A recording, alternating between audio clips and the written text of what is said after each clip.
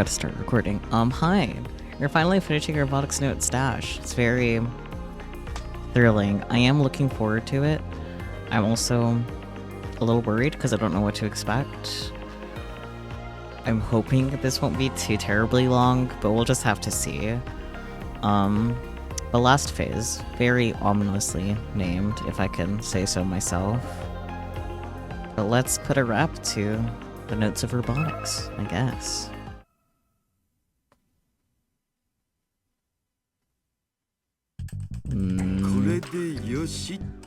The roll die changed just a little bit. And that's that. Phew. After I send the last email, I grab a bottle of Diet Cola and chug it down.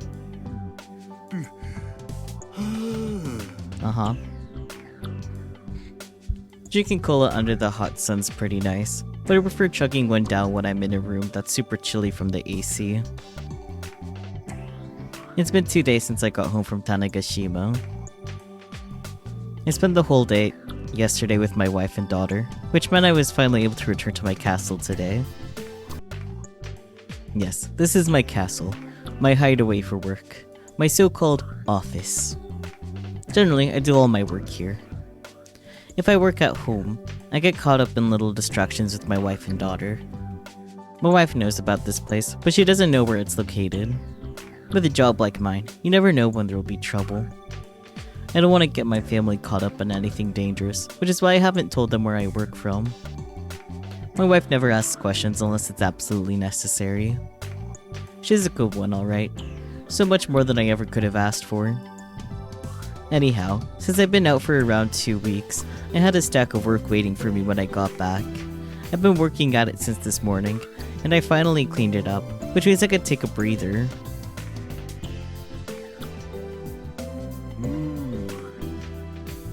Tanegashima.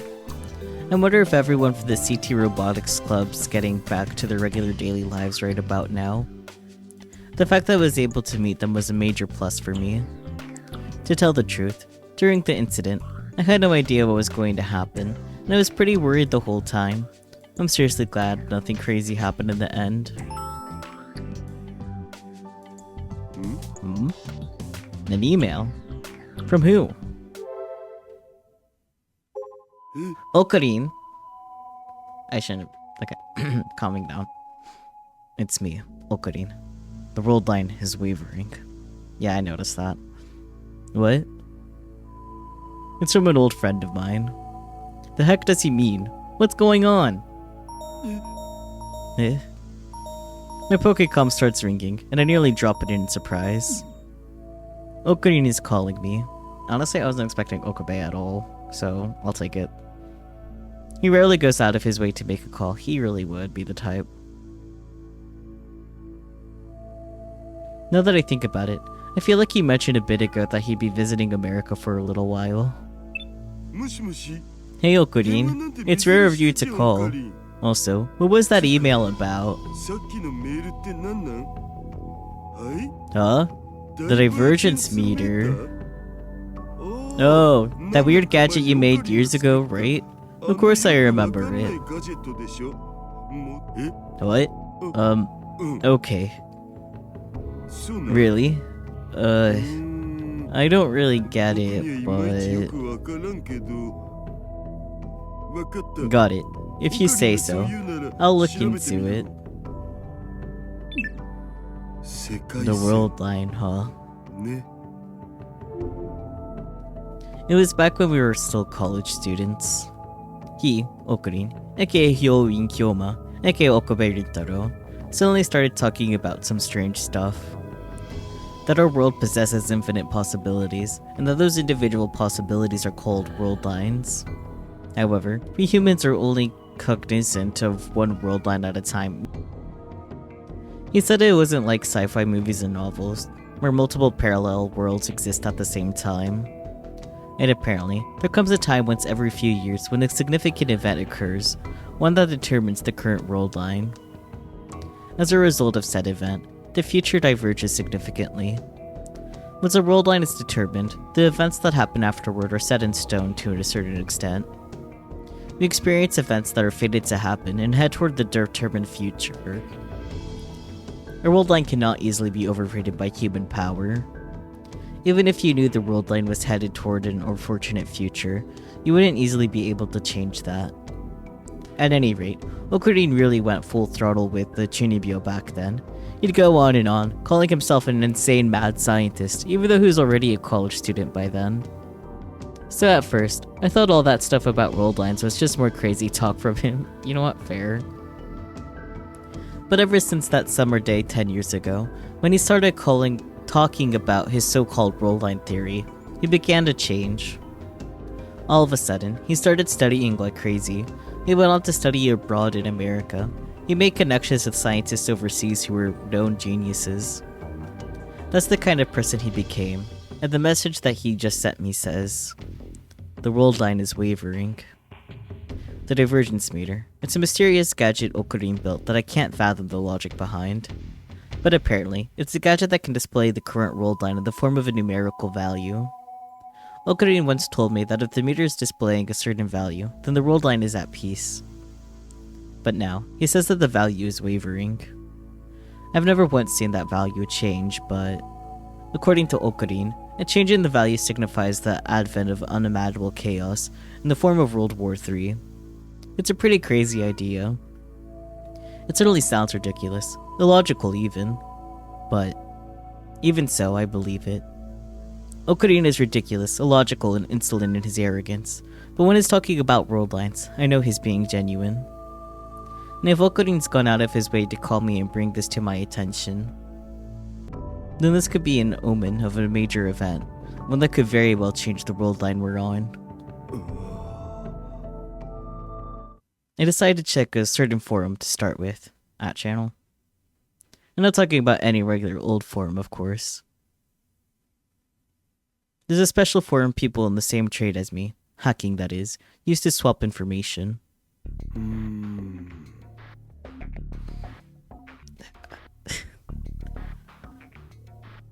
I come across a number of interesting posts. It looks like somebody's hacked Super Mac. What's more, Queen was hacked too. Super Mac and Queen, they're two supercomputers located in Germany. Access ranking, I see Tanagashima listed. And according to what people are saying, both were hacked at nearly the exact same time. No one's sure who was responsible for the attacks at this stage. It's not even clear if it was an organized effort or one carried out by a single perpetrator. You'd have to be an immensely capable hacker to pull something like this off by yourself. Both supercomputers are famous for having pretty tough security. I myself would probably need to put in a crazy amount of time and effort to pull it off, and I'm doubted the super hacker. Sure enough, the forum's going crazy over all of this. Something about the situation feels very suspicious. I decided to give @channel a look. Let's see. Germany Chancellor laws are absent for Germany-France conference due to illness. On the morning of the 2nd, Chancellor Lazar was unexpectedly absent from the Germany-France conference. The conference was held to discuss strengthening EU cooperation in the direction of the reforms occurring in the EU. As of now, there has not been an official announcement on why he was absent. No details? What's going on? I think this is a major global issue. He's probably just sick. If that's true, then why no statement? I live in Germany, but I haven't heard any further news. Other than strengthening anything, the relationship between Germany and France might even crumble. Germany traffic signal issues in Berlin. Out of the many threads there, one catches my eye. It's on the current state of Germany.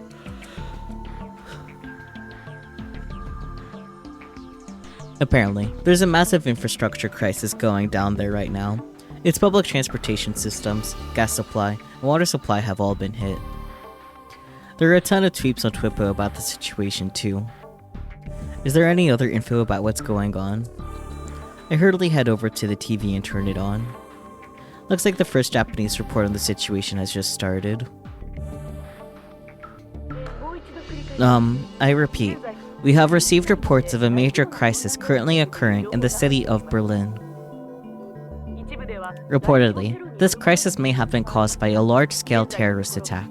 At present, however, we have received no reports of injuries or casualties.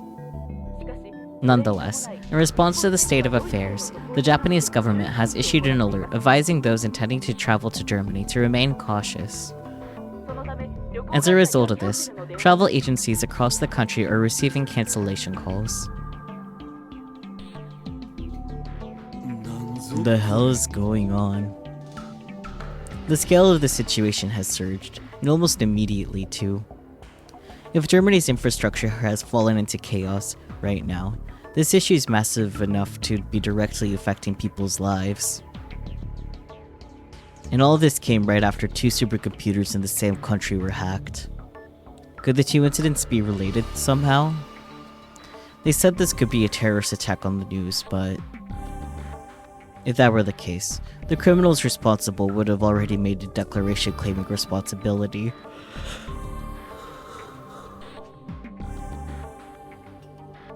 Plus, there haven't been any reports of bombings or other damage done. If a group wanted to do harm through terrorism, the easiest and most effective way would be to destroy a facility. Doing that would also make their goals very clear to the world. If no bombs were used, the other possibilities are a synchronized hacking incident carried out by a global hacking organization. If something like that were going to happen, it wouldn't be strange if I heard something or other about it through my networks. But back when I was looking through that hacker forum, no one had brought up anything like that. Well, as you can see, a throng of people has closed in on this market in the center of Berlin.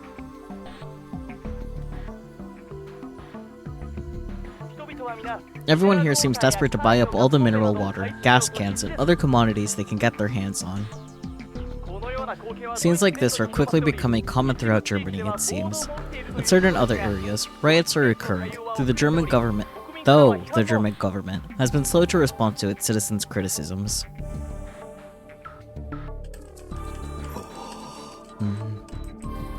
As night came, the uproar grew even worse. The chaos, which began in the capital city of Berlin, has now spread throughout Germany. Tensions are so high that, at this rate, people may even start fighting each other for water and gas. I continue to gather information. The conversations with Okurin and this crisis, they must be connected. The incident with the supercomputers bothers me too. Because of the tumult surrounding the infrastructure crisis, news about the hacking is being drowned out. Even so, reports of yet another supercomputer in Germany getting hacked are circulating throughout the hacker forum. Many posters believe it was likely carried out by the same perpetrator as the last 2 hacks. Who could have possibly targeted 3 supercomputers in such a short period of time? AI. I get chills when I see the term mentioned on the forum. I turn to face my PC. Looks like it's time to ask my reliable hacker comrades for help. Who really is behind this series of hacks? Naturally, I don't believe finding the answer to the question will be easy. Normally, pro hackers leave no traces of themselves behind. But that's if they're pro hackers. And if the one behind these hacks isn't a pro. As I thought, there are access points from all over the world to the supercomputers, making and narrowing it down difficult. Inuvik, Canada. Sao Paulo, Brazil. Santiago, Chile. Wellington, New Zealand. Darwin, Australia. Manila, Philippines. Dubai, UAE, I can read. Istanbul, Turkey. Maspalomas, Spain. The names of the locations are listed. Are you going to gloss over Tanegashima, Japan? When I see a certain location at the bottom of the list, I let out an unconscious mutter. You serious? Tanegashima, Japan. Why is Tanegashima on this list? The uneasiness in my gut begins to swell, together with the dreadful premonition on my mind. Huh? New message sent by Leo. A message. The sender is Leo. That's his alias. Even I don't know his real name. He's a top-notch hacker I personally respect. Just earlier I asked him to help me out with this as a personal favor. A message from now only can mean. Just for fun, I took a peek inside someone's PC at the Supermac facility and found some interesting stuff in the chat with their friend. Interesting stuff? They said they saw a ghost? A ghost? Well, I know it has nothing to do with the case, but... Here's a pic. It's Kimijima fucking Ko. I knew it! What? That's... There's no mistaking him.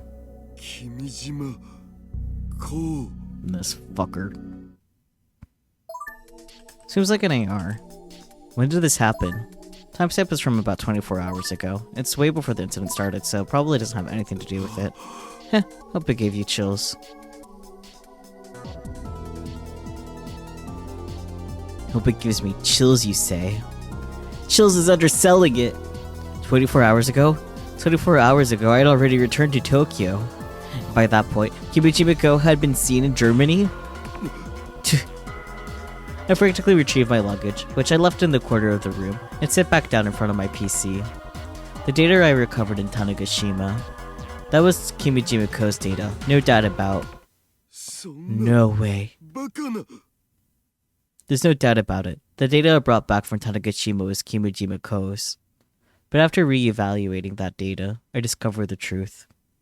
This isn't the original's data. This is just a copy. What I captured and brought home was nothing but a copy of Kimijima Ko. We live for the future. Last phase, Heliopause processor. About an hour and a half away from... Wait. Oh, I don't know who this is. And I assume Dare still. About an hour and a half away from Kagoshima Harbor. I step off the jet fuel toppy onto Tanegashima Harbor. The wind is much stronger here than in Tokyo. Okay, still Dario. When I left, I certainly hadn't been expecting to have to come back, much less so soon. Hashira-san. Nishio-kyun runs up to me once I'm off the ship. Thanks for coming. No worries. There was something I wanted to look into too. Yesterday, when I realized all I'd captured was a copy of Kimijima Ko.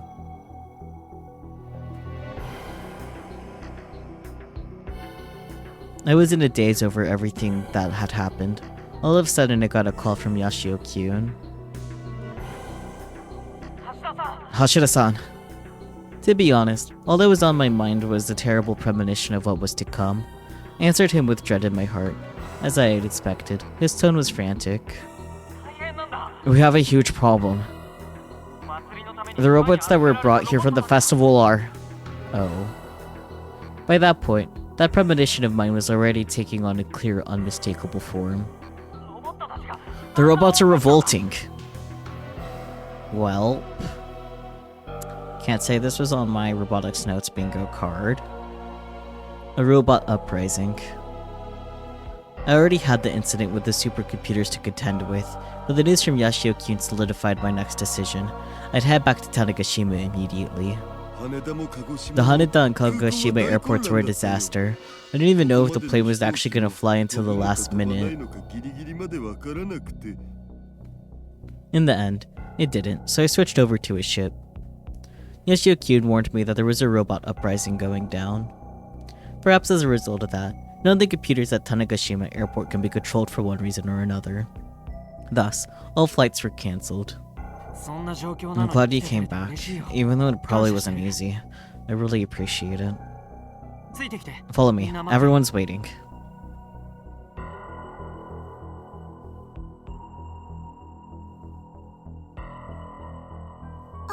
Oh.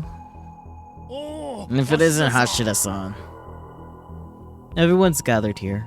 Mr. Candy, the members of the Robotics Club, and Naitan too.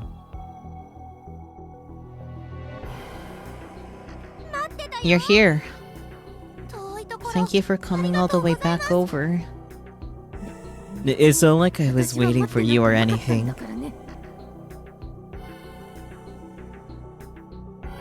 That's rude, Furugori. Getting welcomed back by everyone is a little embarrassing. Having you here is a huge relief, Uncle Dario. It feels so strange. We only just met 2 weeks ago, and yet, they're already treating me like I'm a reliable old friend they can trust. But now's not the time to dwell on that sentimentality. First off, could I get the details? Yoshio-kun mentioned a robot uprising. Yoshio-kun begins to explain what's happened up until now.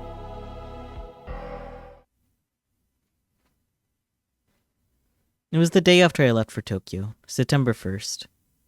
Although the festival was already over at that point, the area around Nishinomote Harbor was just as busy as it had been during. The reason, of course, was that there was a festival cleanup work to be done. I feel like I misread that. But we continue on anyway. Since robots were a key part of the festivities, many businesses had come from the mainland to participate. They brought robots, small and large, personal and business models, to Tanegashima in order to entertain attendees. Naturally, the festival order over. They had to take those robots home. Thus, the business spent 1 day prepping to go. They had arranged to leave the island of the morning ferries the next day. In other words, yesterday. Yoshio-kun, Akitan, and the others had been heavily involved with the festival the past 2 weeks. So, naturally, they decided to head out and see how things were going. That's when it happened.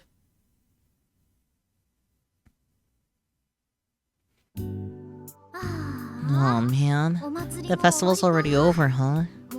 I wish I could go on a little longer. What are you saying? We had 2 whole weeks. That's plenty of time. I mean, yeah, but... Hey, what the heck is going on? Huh? What? It's in it? Why? What's going on? Let's go check it out.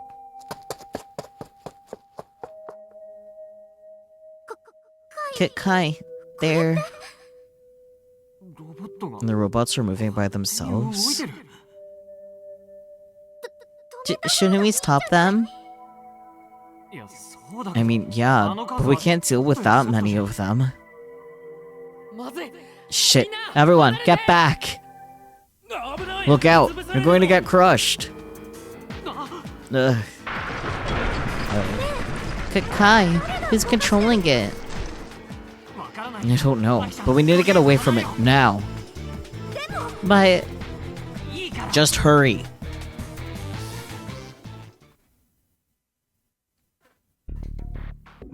I see. The robots that were on display for the festival started moving on their own. There was a diverse range of robots in all different sizes exhibited at the festival. Humanoid robots, vehicle types, and even those meant to do work at harbors and construction sites. That includes large models up to 8 meters tall, like those displayed at the expo last year. All of them started moving at the same time. On top of that, the festival robots weren't the only ones that started moving. Household and factory use robots on the island began to move as well, at the exact same time. And they moved on their own accord, huh? Robots are a household commodity nowadays. You got cleaning robots, medical use robots manufactured by Exoskeleton Company, and even smaller models compared to speakers. Even those kinds of robots went rogue. Yeah. It seems like some of those smaller robots, like the household cleaning robots, were retrieved, but many still broke free from their restraints. Apparently, those robots began to proceed as a single cluster. Where are those robots heading?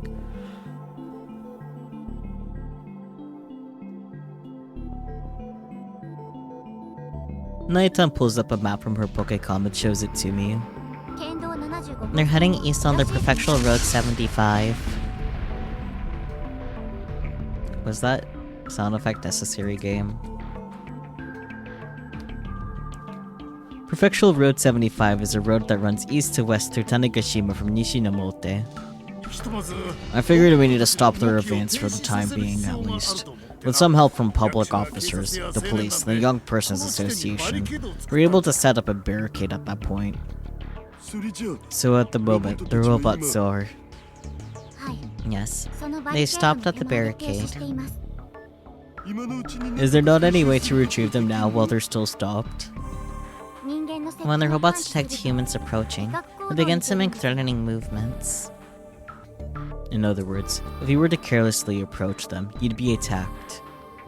Now, if you were only facing small robots, you might be able to capture them without facing major injuries. But among that cluster are giant robots, similar in weight to heavy machinery. If those robots were to lash out, you'd be facing far, far worse than a few minor injuries. Seems like we quite literally have a unified robot uprising on our hands here. A robot uprising, huh? Those words bring to mind the revolt in Tokyo last year, headed entirely by robots, what's known now as the each incident. The situation we're facing now very much resembles what happened back then. And the person believed to be the true mastermind behind last year's incident is... You noticed it too, right? Considering the situation, the first person to come to mind is... I dare say everyone here is thinking of the exact same name right now. The dismal atmosphere engulfs the room. Dismal. Kimijima Kou. It's the only possible conclusion. What? Proton, who's staring at her Pokecom, suddenly raises her voice. What happened? So, looks like Proton's on Twippo. Breaking news. There's a robot uprising going down in Berlin, apparently. No way. Everyone opens Twippo on their Pokecoms. Germany is already suffering a major infrastructure crisis, and now this is happening too. It looks like the situation there is a bit different from ours. Sure enough, the uprising of Germany isn't quite like the Pied Piper of Hamelin phenomenon we have going on here. Or Pied Piper? I don't know words. Over in Germany, they just can't control the robots. The robots aren't marching off somewhere as a group, like what's happening in Tanegashima. Even so, this is happening in addition to the existing chaos.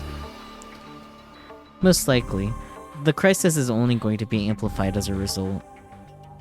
As if that weren't enough, the bad news just keeps flooding my Pokecom. This isn't good. What's going on? Looks like it's happening in France too. What? An infrastructure-related crisis has begun in France too, with Paris at its center. It's just like what started the chaos in Germany yesterday.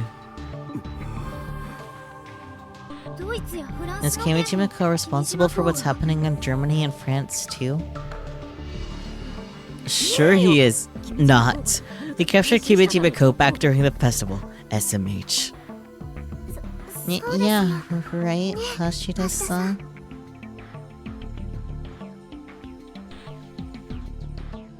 Everyone's gaze turns to me. Do you know anything, Hashida-san?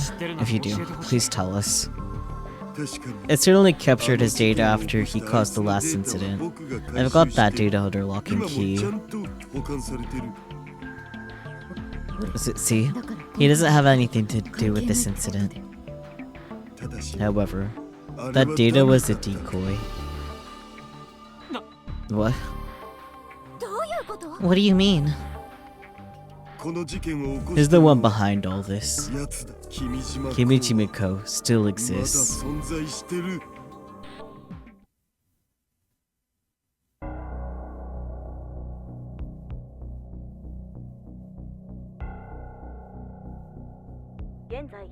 At present, a massive demonstration is occurring outside the Bundestag in protest of the German government's slow response to the situation.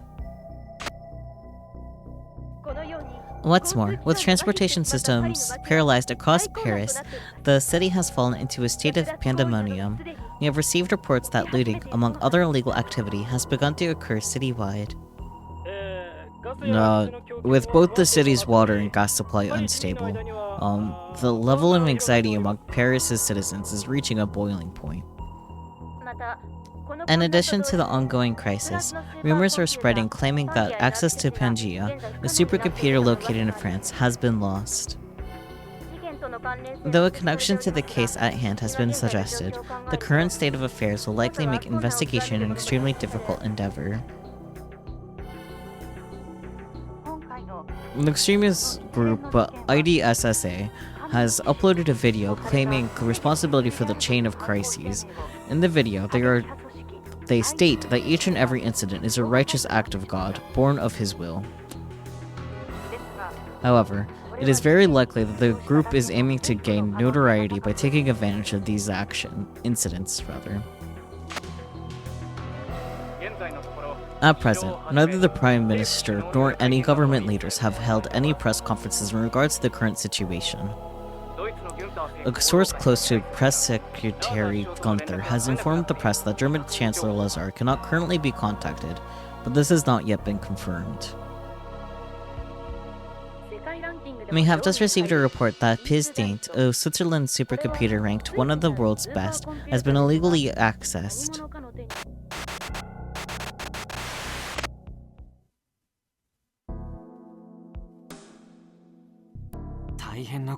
Things have gotten really crazy.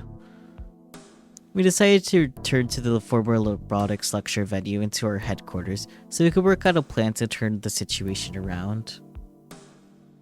Our members include myself, Naetan, Yoshio-kyun, and Subaru-kyun. We also asked Sawada-kyun and Mr. Nomiya Misaki to join us. I had everybody else remain on standby at the Space Candy headquarters for the time being.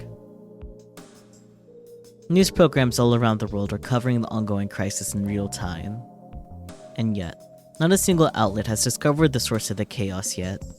Not just France, but now Switzerland too. Germany, France, and Switzerland. Just as the news has been saying, if the crisis isn't solved quickly, the entirety of Europe will be consumed by the chaos.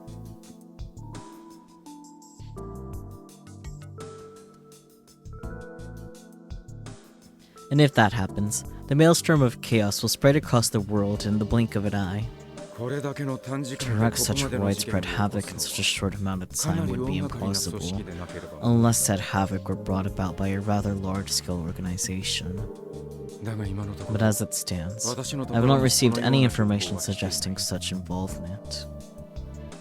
Incidentally, I haven't received any intel like that from the fellow hackers I shared information with earlier either.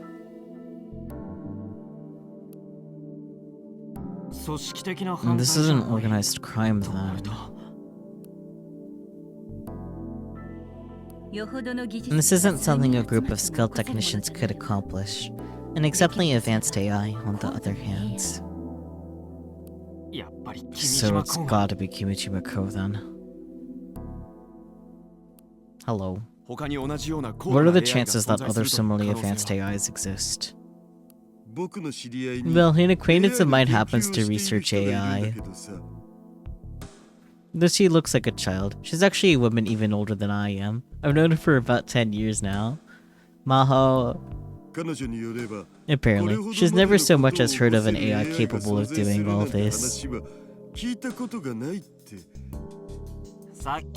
And based on that picture he showed us earlier, this has to be Kimijima Kou's doing. Kimijima Kou. Miss Misaki's mutter sends a chill down my spine. But even if Kimijima Kou is behind this mess, what's his goal? That's the question. The degraded copy of him from the festival spouted some petty Chinibyo lines like, "I will plunge the world into chaos." He totally sounded like a certain somebody did back in the day. But would he really cause this big of an incident for a reason like that? Right now, we've got the hacking of the supercomputers and the infrastructure crises on our hands. I think we should pay more attention to the supercomputers at the moment. Why might he be hacking them? Doing so must benefit him somehow. As an AI, Kimijima Ko possesses the pinnacle of intellect. As to what he wants to accomplish by taking over supercomputers all over the world, the Human Domestication Project. That's the only thing it could be, right, Misane?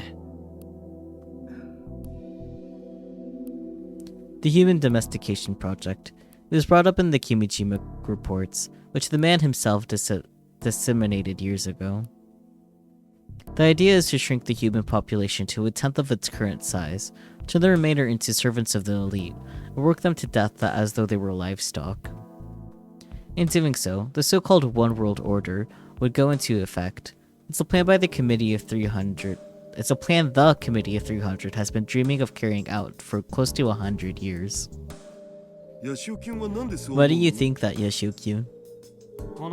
Because of what happened at the festival. I can't imagine someone as meticulous as Kimijima Ko, the great copy or not, causing all that havoc for kicks, and going about it as if it was some kind of game.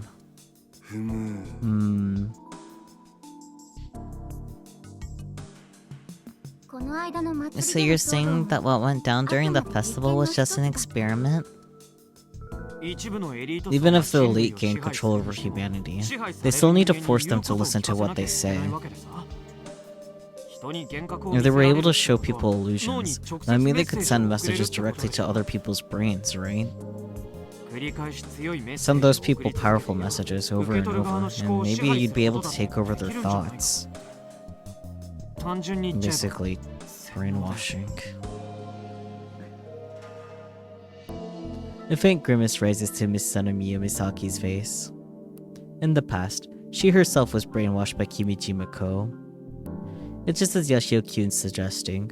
Sending the same signals to a person's brain, over and over, is common practice when it comes to brainwashing. Send those powerful signals rapidly and without fail, and you probably could bend someone else to your will.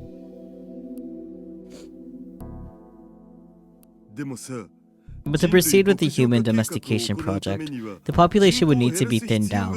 Right now, there are no signs of that happening. Maybe that's the reason why he hacked the supercomputers? I see. You're suggesting that let him control humanity efficiently, even at its current size? Well, to be fair, I can't say I'm familiar with what a supercomputer can or can't do.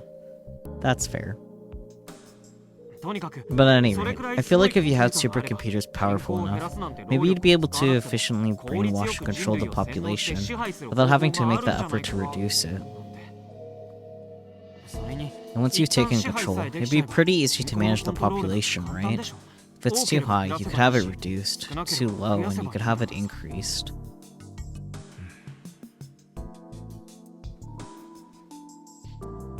As everyone thinks it over, Sawada-kyun, who's been staring at his Pokecom, offers his own thoughts. Just as Yashio Kaido is suggesting, I too believe there's a high chance Kimijima Ko is scheming to carry out the Human Domestication Project. As it stands, the governments of these countries have been tremendously slow to respond to the issues at hand. It would not be far off to say they've hardly done anything at all. That's to say nothing of the fact that since yesterday, some leading officials have failed to show themselves to the public even once, in spite of the ongoing emergency. On foreign social media and forums, some users continue to suggest the possibility that Europe's leaders have been brainwashed. Seems like while we were talking, Sawada-kyun had been poring over the net for more leads. And this is the man who tried to set off a black hole bomb half a year ago. He certainly wouldn't hesitate to try something like this. Right, the black hole bomb. Kimijima Ko had been planning to set one off and usher in an artificial magnetospheric substorm. That way, he'd be able to wipe out 5 billion people. That was the crux of Project Adam, the scheme he wanted to carry out earlier this year. But Project Adam failed, and now, it's certainly possible he's kicked off yet another scheme in its place. Still, Even if Kimijima Kou's goal is to carry out the human domestication project, is that really the extent of it? Are you saying he might have another goal? You're probably right when you say he'd benefit way more from being able to control the population as it is now, without having to reduce it, but... even if we assume his goal is to brainwash the world's population, would Kimijima Kou really hack the world's supercomputers just for that purpose? There are probably other ways to go about brainwashing the world. Why this one in particular? Of course, carrying out the human domestication project might be one of his goals, but I kinda get the feeling he's only doing that to sow chaos. My gut tells me he's got something even crazier in mind.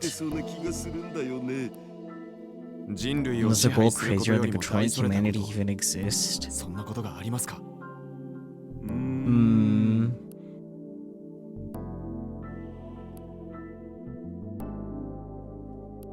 The reason Kimijima Kou's doing all this is probably to satisfy his own desires. What might he do? What might he do now because of what he's become? After all, he isn't even human anymore. He's an AI. And as to what an AI desires, could it possibly be? Singularity. Yeah, what she said. Instead of Misaki says the word before I can. Looks like she and I have reached the same conclusion. That has to be it, right? Right. What do you mean, singularity?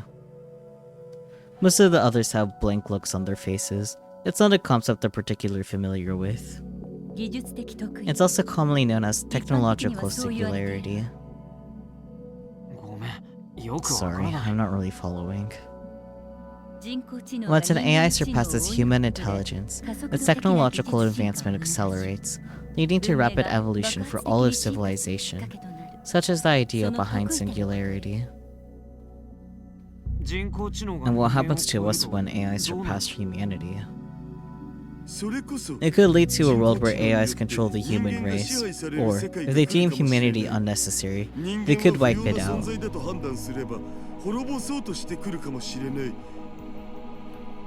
We can't know what would truly happen unless it does.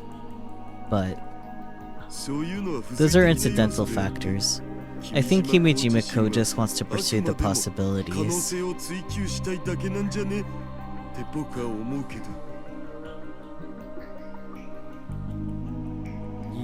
And the possibilities he can strive for because he's a human turned AI. To become an existence that surpassed humanity, it's certainly the kind of goal he would envision. But lies beyond singularity? What's the world beyond it like? The email I got from Okurin yesterday comes to mind. The world light is wavering. We're on the cusp of experiencing a grave turning point, one that will affect the future on a worldwide scale. It may just be exactly as Okurin warned.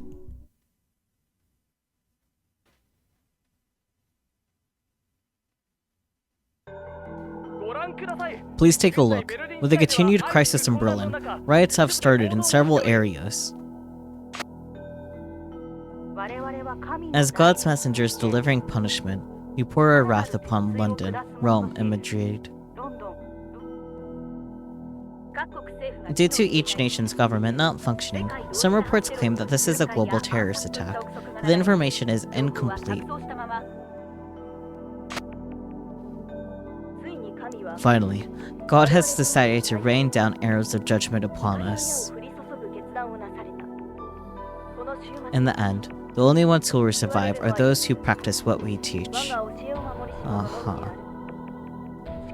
However, it is not too late. Those who repent their sins and accept our teachings. Due to the crisis, stocks have dramatically plummeted, which may even lead to a worldwide panic. Normally, it takes time to brainwash someone, and it was believed impossible to do it in a short amount of time unless you directly stimulate the brain. Both Haneda and Narita airports have cancelled all flights to Europe, resulting in complaints that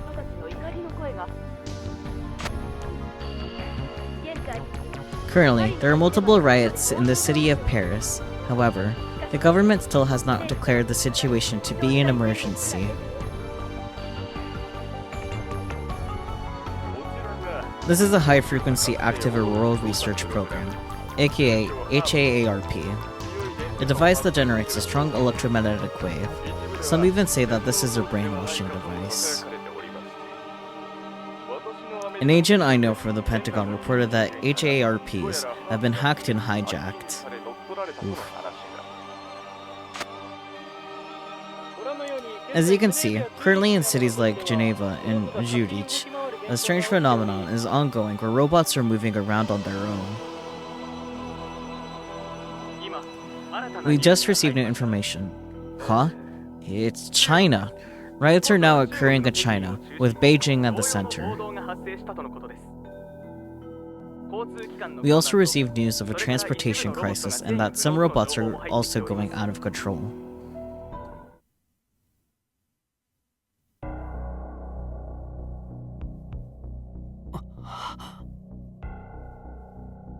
After we had the members of the Robotics Club regroup, we heard the news about the crisis starting in China. Everyone is at a loss for words.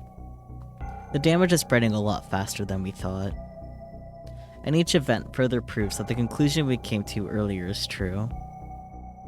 Now it's not just in Europe, it has even reached China. It's a matter of time until the same thing happens in America and Japan. If Kimijima Kou's goal is the human domestication project and achieving singularity, then we have to do something. There should still be a way to stop him, so please, I would like everyone's help. I bow my head deeply in gratitude. I don't know what we can do right now. It might be wrong to involve these young kids. But to stop the situation from getting worse, I think we need to unite against it. Of course, that's why we came too.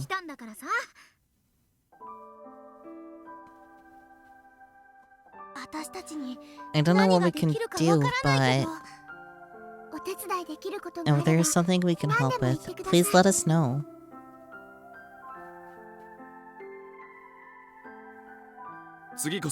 Let's finally put an end to Kimijima Kou. I guess, yeah.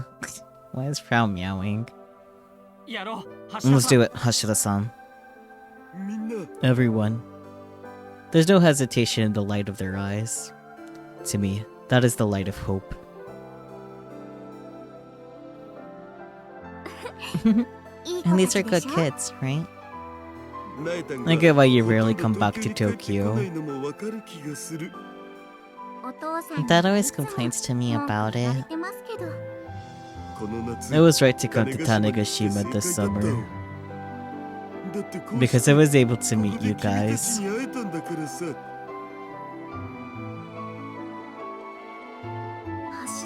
Hashira-san? Isn't that a little too cheesy? Sometimes it's okay, right? Yeah, amazing. I'm getting pumped. Nakitan gives a big thumbs up as Yashio-kyun smiles. Alright, starting now. I've commenced the new Kimijima Kou countermeasure meeting. Everyone, help me out. Roger.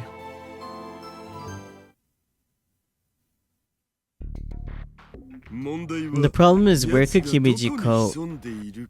I think I butchered his name. The problem is where could Kimijima Kou be hiding? It's our first priority. If we don't know that, we can't accomplish anything. Where Kimijima Kou is hiding. Where is he? Oh, where is he? The reason I came back to Tanegashima was because this island was one of the access points for when the German supercomputers were hacked. There isn't a chance that he's back in Tanegashima, right? It's a possibility, but I think the chance of that is low. The one that arrived at the festival was a decoy. Honestly, I find it hard to believe he'd follow the same pattern twice. とにかく In any case, I'm gonna try to trace him from the supercomputer if I can. できるんですか Can you? やってみないとわからん Won't know until I try. There are dozens of wizard hackers around the world trying right now, but there's not one person who has been successful. Still, this is the only clue we have right now. I open up the laptop I brought and start working. 直近でハッキングされた TH2 in China is the most recent computer to be hacked. オーケー Okie dokie. If China got hit, then it's only a matter of time until he gets his hands on the supercomputer in Japan. Hey, can you really hack on a laptop like that? この This PC might look the same as a normal one, but specs-wise, it's pretty souped up. かなりマシマシになってるから The internet's the only thing I'd be worried about, but after checking, it appears like it gets a decent speed, so it should be fine. If he does reach Japan, the infrastructure crisis starts here, then we really would be doomed. Before that, we need to discover his location.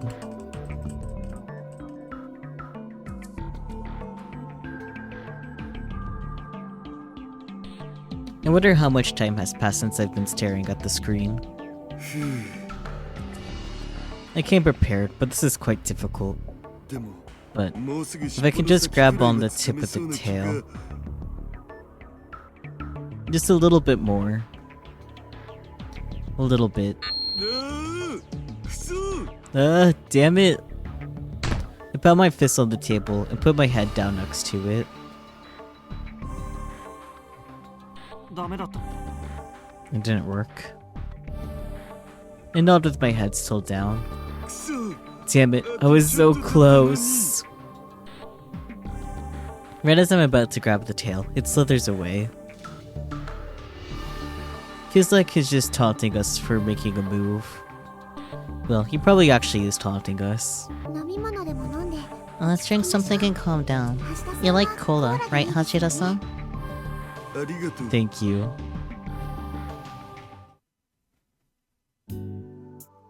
My irritation vanishes thanks to Aiditan's thoughtfulness.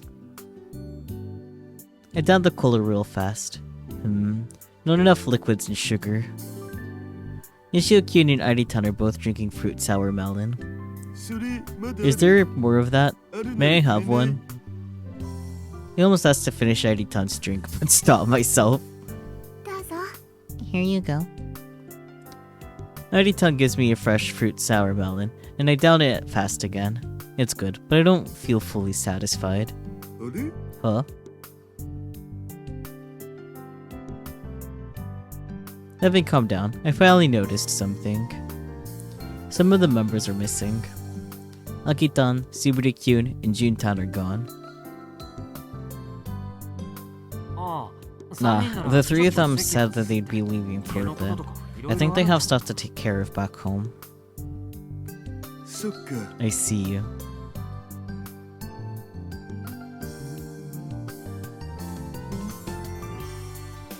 I was so focused that I must have not noticed at all. This is an emergency, true, but family is also important. No, because it's an emergency. うーん Open up a photo from my image folder on my Pokécom. Is that your child, Hachida-san? そのと That's right! She's cute. Wow, Suzu-chan is pretty big now. でしょ Right? Come visit next time.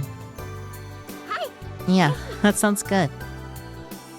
Next time, huh?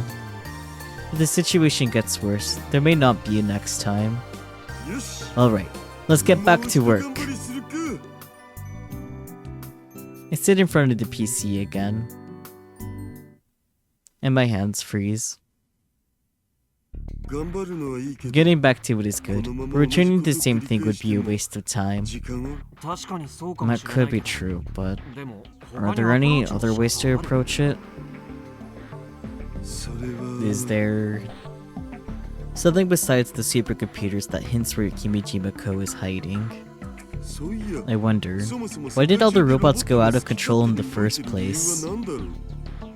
それは To cause 混乱 confusion? させるとね Then what about the robots on this island? What? If you think about it, the rest of the incidents are happening in major cities all around the world. So why are the robots in Tanegashima also going out of control? Is there... Because Kimijima Kou had an access point here on Tanegashima too? Is that really the only reason? Is there a bigger meaning behind it? Yeah, perhaps there's a big meaning behind it. I remember the overseas robots I saw earlier were moving freely in their own cities. But the robots here in Tanegashima are different. After all going the same direction like the Pied Piper of Hamelin, they suddenly stopped. Why is that? The road all the robots are currently stopped on is the Prefectural Road 75, right? Where do you end up at if you continue on that road? Tanegashima Space Center? No. If you're gonna head there, it's faster to go south on Route 58. It's the only national road on this island, so it's pretty wide too. It leads toward Matatate no Iwaya, then a golf course beyond that. And if you go further south, you arrive at Masuda. Masuda? Ah, could it be the Space Communication Station? Space Communication Station? There's a communication station in Masuda. It's a facility that exchanges data with satellites and rockets. A facility to communicate with space. That's it! どういうこと What do you mean? Deets, please. Kimijima Kou might not exist on Earth. もう死んでる You mean how it's already dead? Not that. You look up at the sky outside the glass door and speak. He may be in space.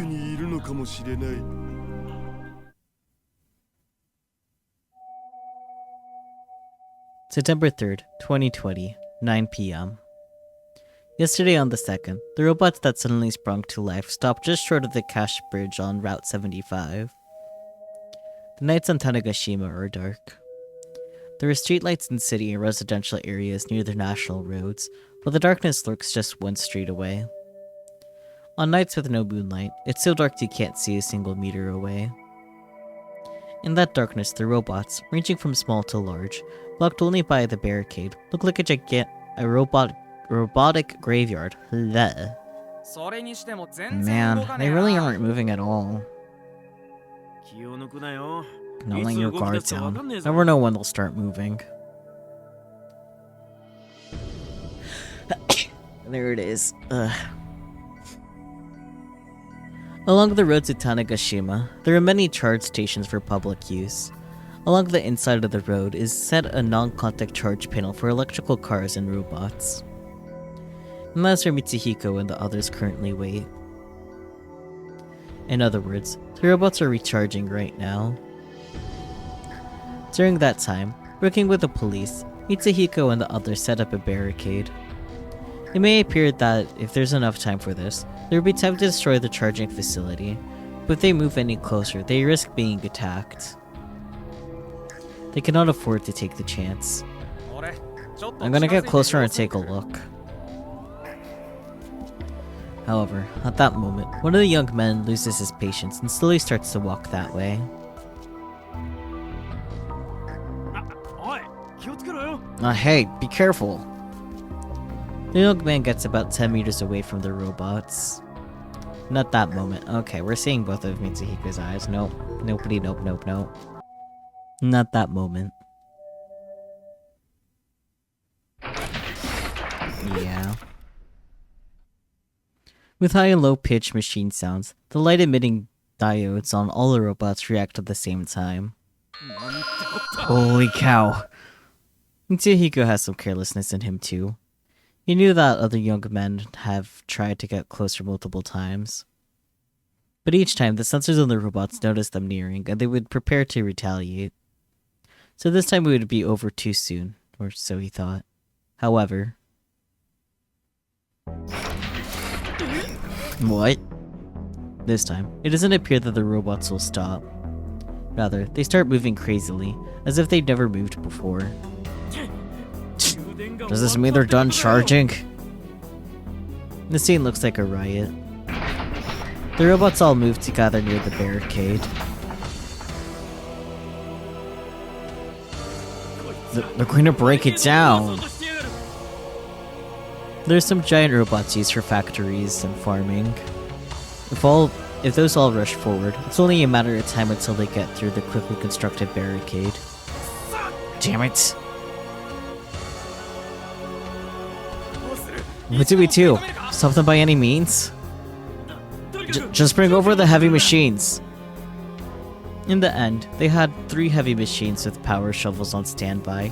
They used them to block the road and hold out for now. But how long could that last? Mitsuhiko's eyes follow one of the rather bigger robots. A giant bipedal robot. Mitsuhiko recognizes it too. The name is Speed Stack or something. It was attracting a lot of attention at the festival too. One of those which was also displayed at the expo venue in Odaiba. It was trying to break through the barricade using clever movements he'd never seen before. And then... No good. It's down. They're through.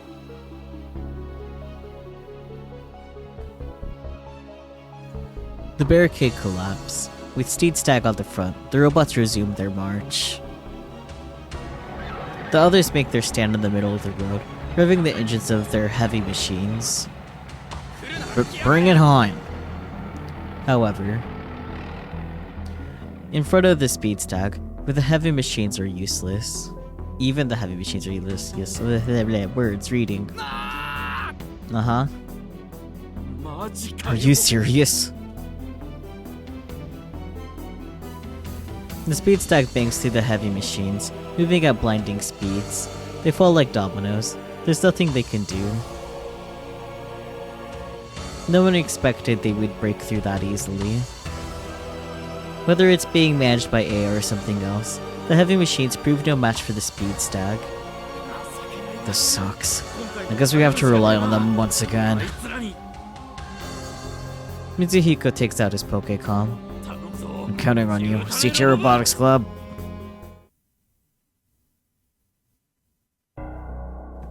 Oh, come on. At least the balls weren't freaking that bad. Maybe they'll calm down. Maybe? I mean, Iris is fine-ish. Yoshio, Kyun, and Aritan look confused as I say that Kimijima Ko is in space. What do you mean he's in space? I think is it a satellite or something? A satellite? Naita, how many satellites are currently in space? There's believed to be about 8,000 of them. 8,000? That's bad news. If Kimijima Ko is inside one of them, it would take forever just to find him. If you could just narrow it down. His most likely option is the Russian military weather satellite. Huh? How do you know? Sawada Kyun shows his Pokécom screen. It displays an overseas news site. Old Russian military satellite out of control. It looks like an old Russian military weather satellite went out of control shortly before this incident happened. Seems like an article from America. I look at the timestamp. The article was posted on September 1st. I see. A military weather satellite, huh? In urban legends, they're said to be used for weather warfare. Sounds like there's a high chance that's it. Thank you, Sawada-kyun. I can always count on you. So from that military weather satellite, Kimijima Kou is hacking the supercomputers on land, putting the world into a crisis. Yep, that's the implication, Kaido. Good job, buddy.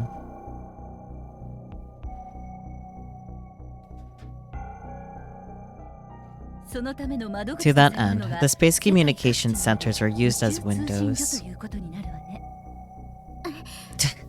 I can't believe I didn't even think of that. As Naiton spoke with such bitterness, Yoshio-kyun's Pokécom loudly rings. It's from Michi. Yoshio-kyun hurriedly connects the call. Hello, Michi? We're in trouble, Yoshio. The robots broke through the barricade. Which way are the robots heading? They went south, on Route 75 heading along the coast. South on Route 75. They're heading to Maseda. Our predictions were correct. I'll contact Maseda.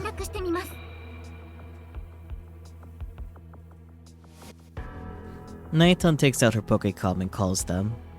They answer right away. Hello, this is Tanochi. Is this Chief Sakuragi? How's the situation over there? How's the situation over there? What? The system is down? Yes. Yes. Most of the machines aren't working.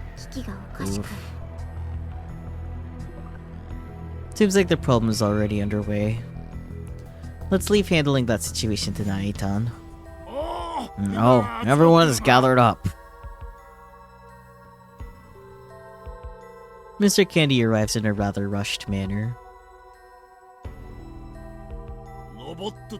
Did you hear that the robots have started to move again? Yes, we just received a call from Michi. On top of that, the robots in Nakatani and Shimama Harbor have gone out of control. All of them together are moving toward the north. Even the robots that were secured on the southern side of the island have started to move. And they're heading north, which means there's a very high chance that they are heading to Maseda. Now it's clear that Kimijima Kou is making a move.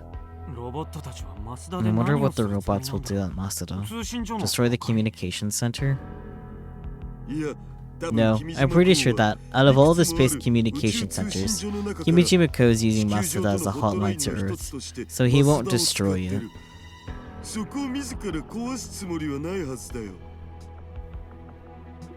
There are probably multiple requirements, but the first step was having plenty of robots to control at this moment.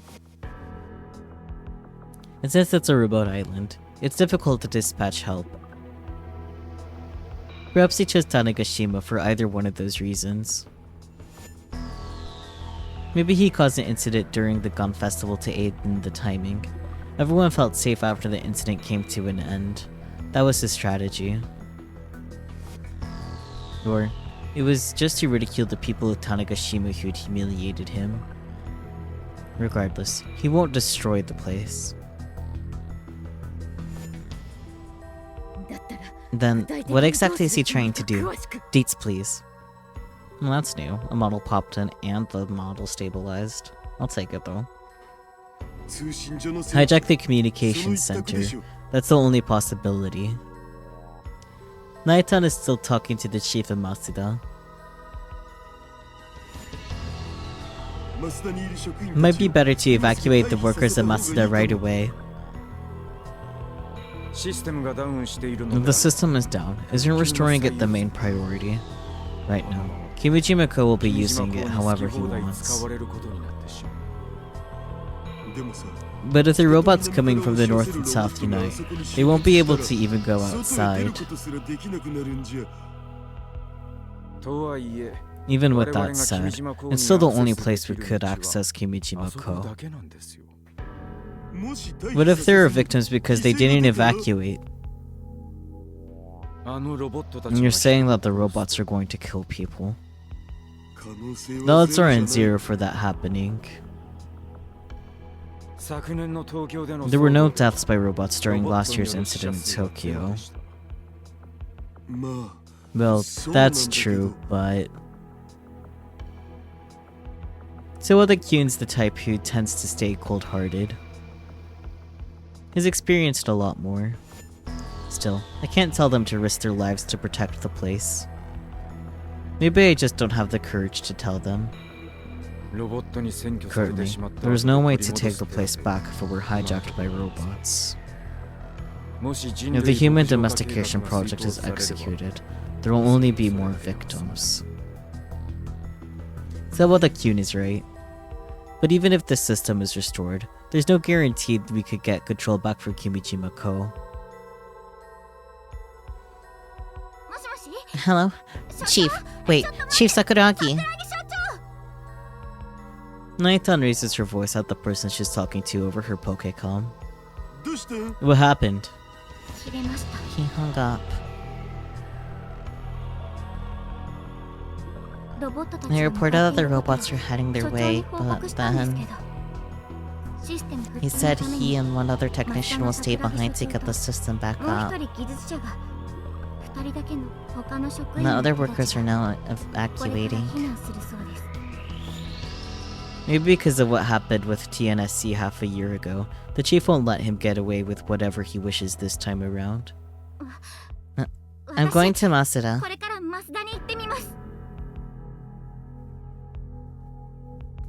Calm down. You cannot do anything if you go by yourself right now. But... there's a chance that the two of them can remain hidden inside the building, allowing us to hope for the system to come back on. We have to believe in them. Naita, we need to save them both, no matter what. Yes. I clap my hands to gain everyone's attention. Okay, now, let's think of what we should do. That's where we start.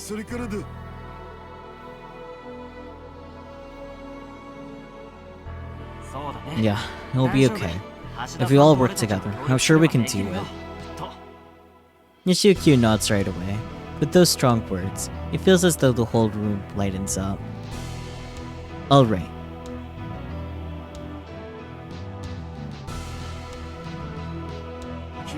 We think that Kimijima Kou's goal is to achieve singularity in this chaos.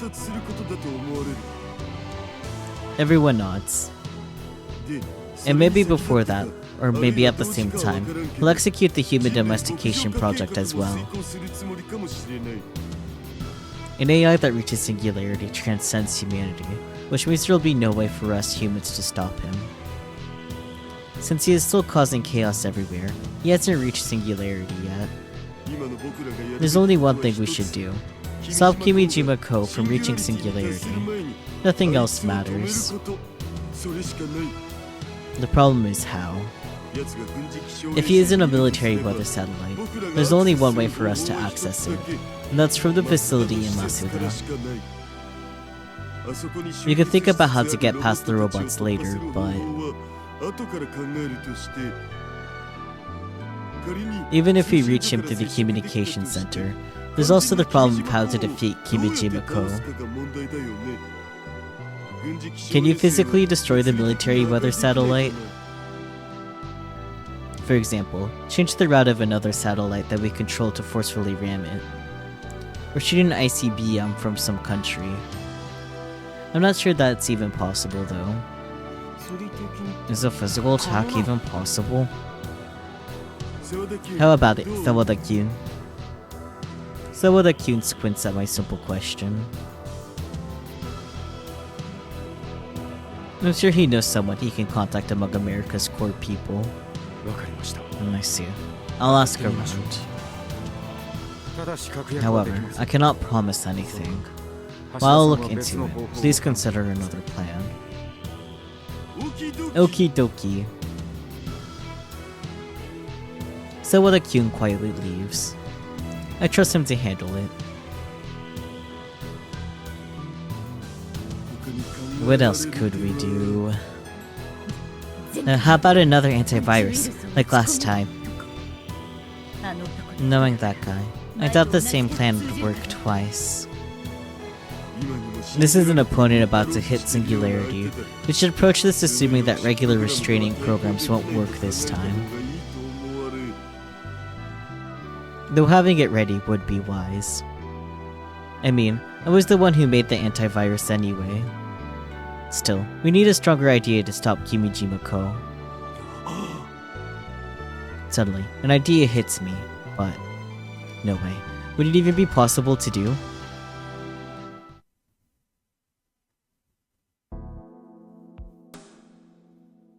In the end, we couldn't figure out a solid plan despite our best efforts.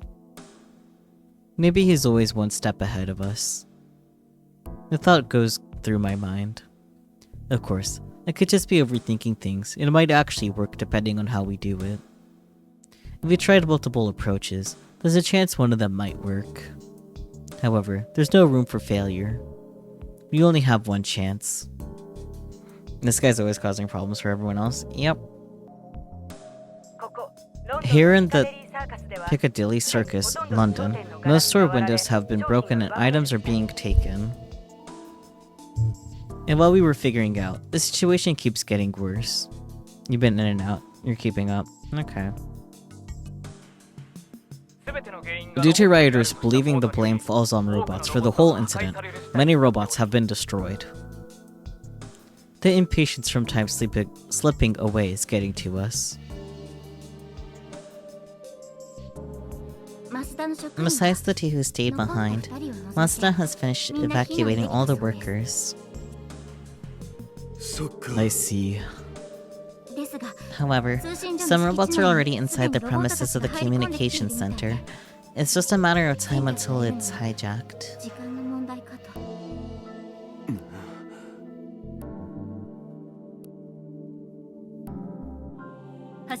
Hashida-san, take a look at this. Miss Inamiya Misaki shows me her Pokecom screen. What's happening now? It displays an overseas news program. I don't understand what's being said as the newscaster is speaking fast in English. However, I recognize the facilities shown at the back. It shows crosses connect to over a vast expanse of land. Yeah. America's Millstone Hill Radio Observatory and Plightfell Atmospheric Observatory. Russia's Surafak Facility. India's National Amnesty Radar Facility. What Miss Misaki recites is like a spell are Peru's Chikamarka Radio Observatory. Australia's Jindali Operational Radar Network. China's Research Institute of Radio Wave Propagation. Wow, could this be? Mizane, what is it? Harps! It's where the harps are located. HARP, High Frequency Active Aurora Research Program. A facility found all over the world for the purpose of observing aurora activity. However, due to its characteristic of generating electromagnetic waves, some claim that they are used for weather warfare. HARPs located all over the world were altogether hijacked, at least 20 facilities. 20 facilities. Seriously, you took over the HARPs too? This is really terrible. Not just HARPs. There's info that Titan and Sequoia, supercomputers in America, have also been hacked, and seems like Japan's K too.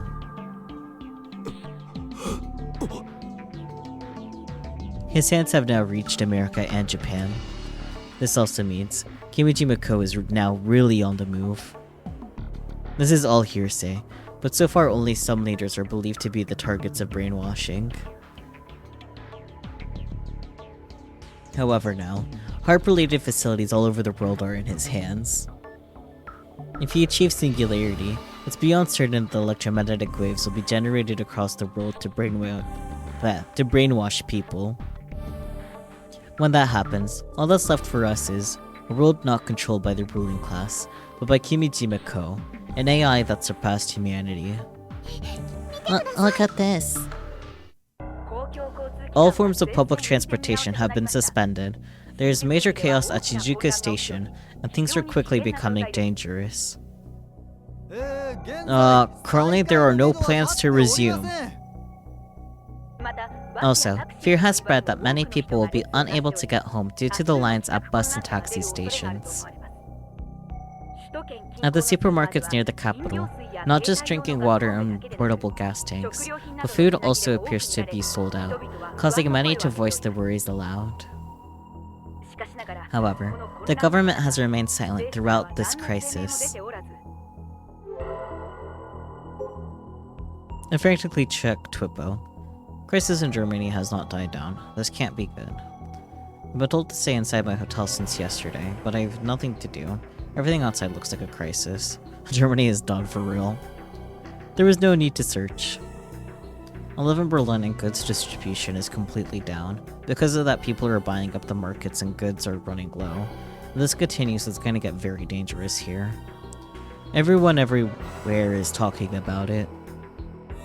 Compared to the cities in Japan, European cities used to be surrounded by walls, so not only people and things concentrate within an area. That's why it's such a problem when something like this happens. The crisis that was mainly happening in Europe has finally appeared in Japan.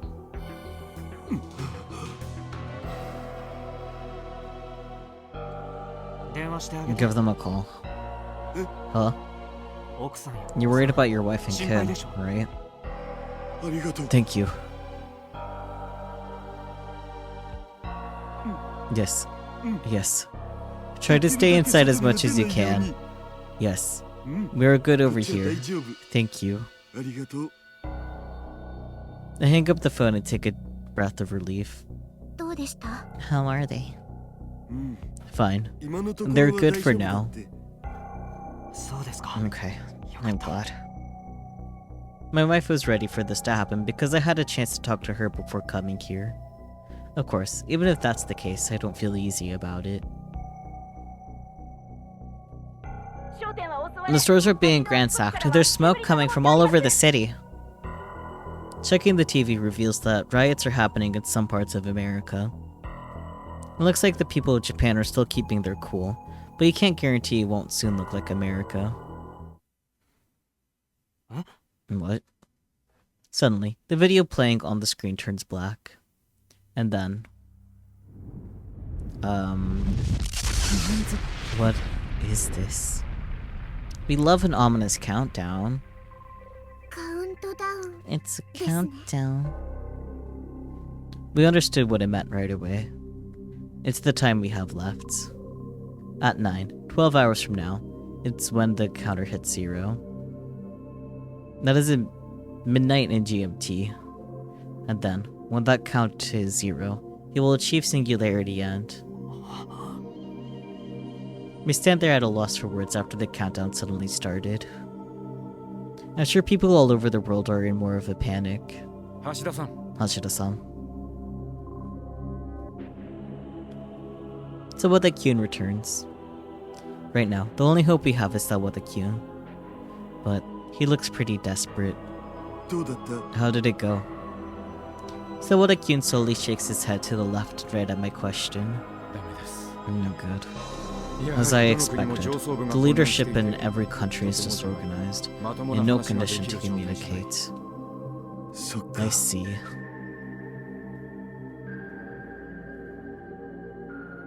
So now the plan to physically destroy the military weather satellite is gone. Even on TV, they said there's a chance that the upper levels of each country have been brainwashed. Perhaps Kimijima Ko thought of this and made a move first. The real Kimijima Ko won't be so easy, as I expected. Now, the only thing left is the plan I thought of earlier. But will it even work? In a situation like this? In a situation like this, what would Okurin do? A Pokecom's ringtone. Right now? Knew it. I knew it was gonna be Okarin. It's from Okarin. What? My favorite right arm. The reception here is not great, so I'll message you via chat instead. I did some research on this Kimijima Kou you mentioned yesterday. With that in mind, here's what we know. This incident is definitely caused by Kimijima Kou. Most likely he was trying to achieve singularity as an AI. Okarin and the others came to the same conclusion as we did. What did Uncle Okarin say? Okarin agrees that Kimijima Kou has done all of this to achieve singularity.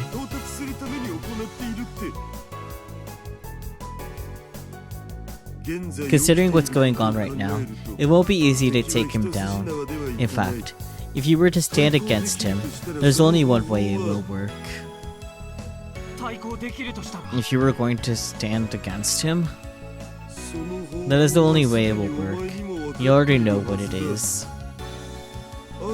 Have no fear. You're probably correct because you're the super haka I trust the most.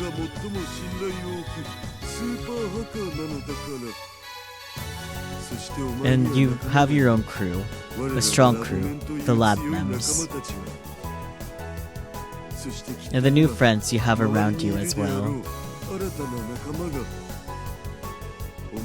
Do what only you can do. We will gladly lend our help. My favorite right arm, Hashida Itaru. You can do it. Seriously, nice chunibyo, bro.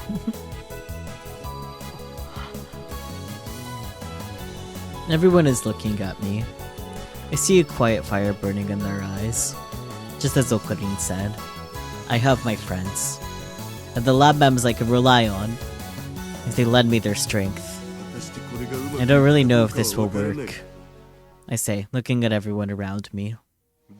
But right now, I believe this is the only way to face Kimijima Kou. This will be a very dangerous fight, so I can't force you to do it. But even with that said, if I can...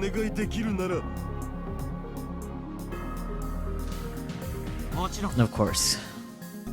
Nishio nods before I even finish speaking. Everyone else nods with him. Seriously. At times like this, you should listen all the way to the end before giving an answer. Alright then. Let me explain my plan. And are we gonna fade out and then find out as it's being acted out? Yep, okay. Got it. Okay, I was right about a fade out. This seems like we will be explaining it. Cool. The plan is simple. First, we create the anti-Kimijima Kou program, Antares. Then, with select members, we enter the Space Communication Center in Masada and access the military weather satellite that Kimijima Kou should be in. Lastly, we limit Kimijima Kou's movement by hitting it with Antares. That's it. It's not the best idea, but for now that's all we got. When you line it up like that, it sounds easy, but to be honest, this is a daunting task. As Yoshio-kun says, the difficulty level is as high as Mount Everest. Will we be able to finish creating Antares, the anti-Kimijima Kou program, in the little time we have left? And on top of that, how will we get through the barricade of robots to reach the Masada facility? Even if we got in safely, if the system isn't back up, there's nothing we can do. What's more, even if the system is usable, we only have one chance. Due to the characteristics of the plan, we only have a small window. First, regarding the anti-Kimijima Kou program Antares, I have to ask Frau Tan to make it. I guess, yeah. Why do you keep meowing, Frau? But AIs are outside of my expertise. For that, I'll have you work with an AI specialist. Her name is Miss Hiyaji Maho. She lives in America. Maho mention! It looks like I gotta do this. I'll handle the hacking needed to reach Kimijima Kou. The problem is how to get close to Masada, but... I'm sure the entire entrance area around the Space Communications Center is blocked by robots. Most of the robots on the island are in his hands, an extreme number of them to boot. All we have on our end are trucks and heavy machinery. But we already know those are no match since the barricade was destroyed. We could force our way through using dozens of heavy machinery units, but there's a chance that the drivers may be severely injured. There's no way I can ask anyone to do that. I volunteer. No, I can't let you do something so dangerous. But there are no other options. There is a way. Somebody speaks as the entrance door opens. I turn to see Nakitan, Subari-kyun, Juntan. Nakitan, what way is there? We just need to confront the robots to open a way into the facility in Masada, right? Eye for an eye, a tooth for a tooth, a robot for a robot. What are you saying? Most of the robots on the island are... That's not true. The robots under Kimijima Kou's control are only those which can be accessed online. Those that aren't online cannot be controlled. And I got it. Super Gumbill 1! I see, she's right. Super Gumbill 1 was created by the CT Robotics Club over generations. Are they just... Okay, if they have to have internet connection, couldn't they just... I don't know, disconnect them? Just throwing that out there. It doesn't have super high-spec functions such as the online connection, so it can't be controlled by Kimijima Kou. I think I skipped a line. Oopsie. I see, she's right. Super... Yeah, okay, whatever. Even with that said, will one be enough? He's right. Awaiting us are multiple robots of all sizes. Jammers would probably be helpful. Yeah, like just jam them. Like if they need an internet connection, turn off the internet, dude. To use just one unit to take all of them on, that actually would involve an immense amount of danger. Maybe if we had one more. You do. We have one other robot we could use. The Kaminagi. Ah, that too. Kaminagi? What's that? Not the Sumeragi? I'm confused, so Akitan explains it to me. Kaminagi is a boardable hug. It allows the pilot to control the Sumeragi by boarding it. Compared to the many-legged Sumeragi, the Kaminagi only has 2 legs and is about 5 meters tall. That one CG that I saw of Akiho and Isaki is suddenly making a lot more sense now, even though we haven't gotten to it yet. It looks like a huge spider with 2 human legs coming out of its stomach. After it was explained, I remember all about it. The Robotics Club battle half a year ago. I was watching it live at that time. After defeating the Sumeragi, a bipedal robot appeared. I heard that it had been taken to the mainland by the police. Besides, the Kaminagi was broken pretty badly. A pilotless Kaminagi was in the Sumeragi we fought 3 days ago. We will use it. Since it's on a remote island, it couldn't be easily transferred to the mainland. I guess this time that worked in our favor. It doesn't have online connection? Correct. Seems like the communication function was destroyed from the previous battle. Due to that, it is safe from Kimijima Kou's control. They did this much research while we were talking. They're the former and current presidents of the Robotics Club for a reason, including Juntan. They're all amazing. But Super Gumbill 1 and Kaminagi are both damaged. Can they even move?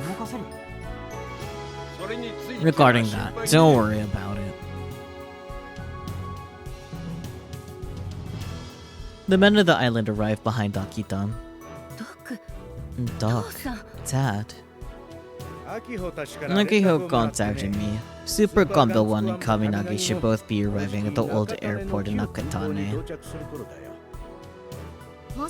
I figured we might meet them. Especially since we did experience something like this half a year ago. I see. Thanks to their experience, they prepared quickly. Subaru has already helped Subaru has already handled Super Gunbuild 1. It's basically ready to go. I also got a new pile bunker ready as well. More like a spare had laying around a while back. And the problem is the Kaminagi. Unfortunately, we cannot do anything about the Kaminagi on our own. Sawada-san, would you please lend me your hand in repairing the Kaminagi?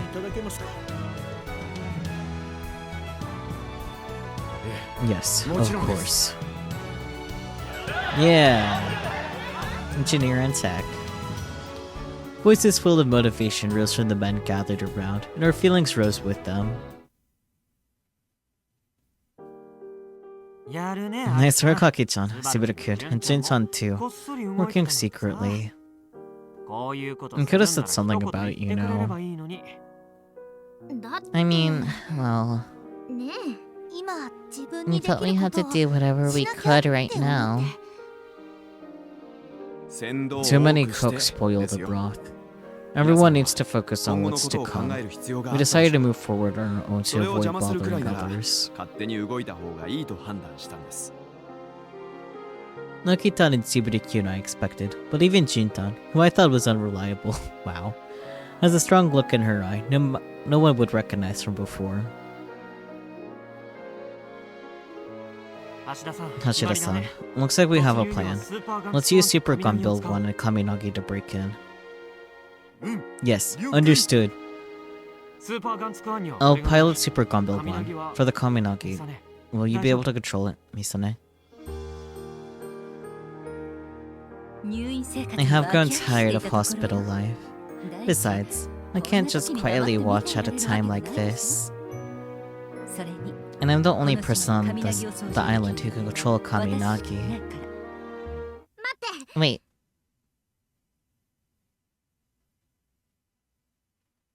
Nagitan raises her voice and steps toward her older sister. I will pilot Kaminagi. Okay. What?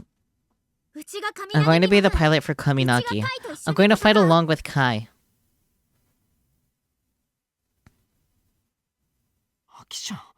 Damn, she shook them so hard that their model started behaving.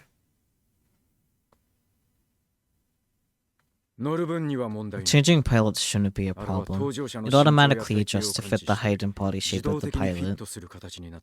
That's convenient. There's more to it than just getting in, though. It's not like anyone can control Kaminagi. Intense, high-level training is required, along with a great deal of time. It's not possible for you, Aki. I won't know until I try. I know, you're putting on a calm face, but your wounds from half a year ago haven't healed, right?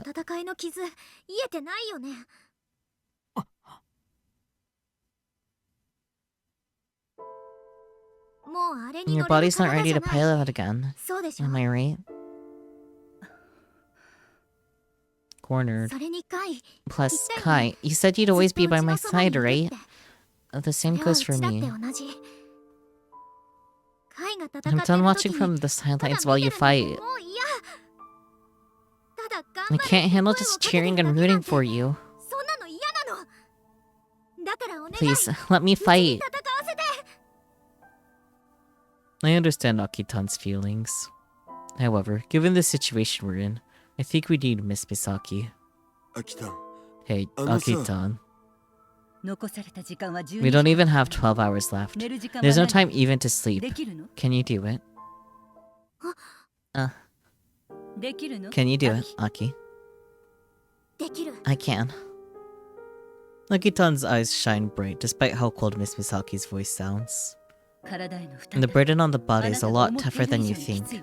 Are you still going to do it? Yes. I'm going to do it. I'll fight with Kai, by his side.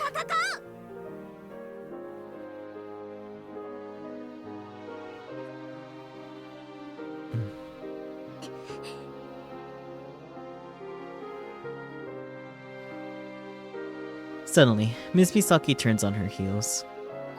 And pick sis. ついてきなさい。 Follow me. Yes. 言っておくけど。 To be clear, I won't go easy on you. わかってる。 I know.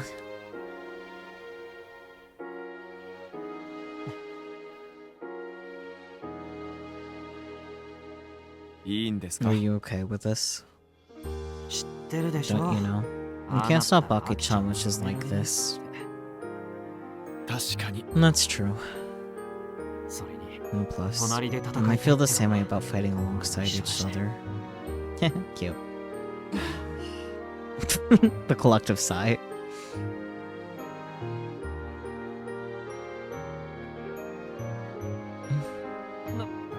What?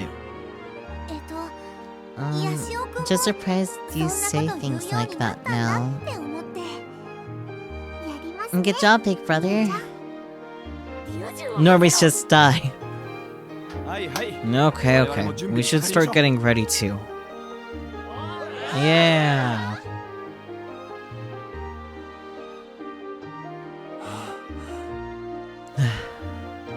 The air around was just full of despair, but now it's filled with hopefulness.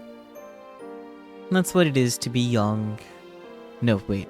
Is this the power of the CT? This is the power of the CT Robotics Club. I can read. Alright then. I should go help out too. No, wait a sec. I have one more extremely important mission for you, Yashio-kyun. Mission? Other than controlling Super Gunbill 1? That's right. Something only you can do. Only me?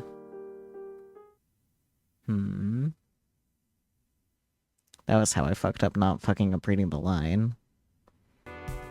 Okay.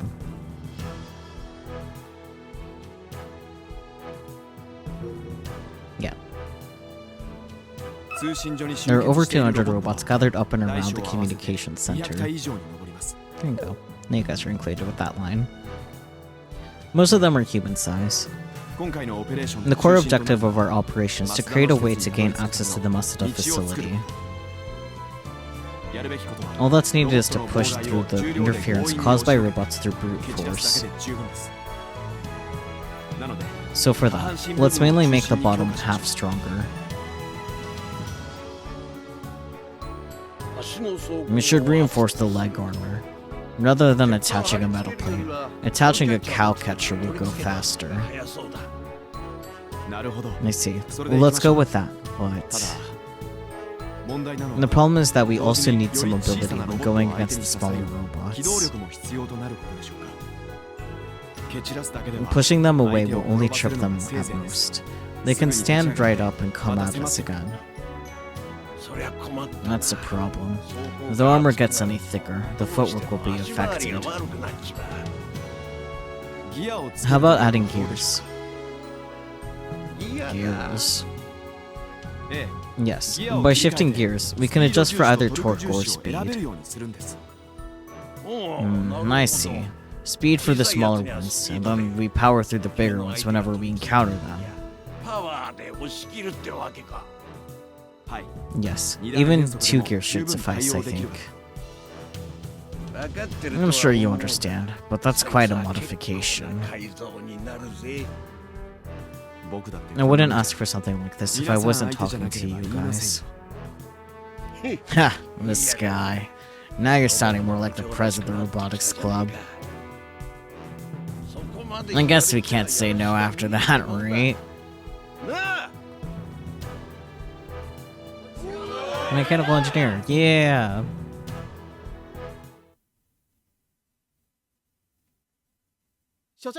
Chief, this part is... Looks like the motor area is heating up more than expected. If this keeps up, it may affect other areas too.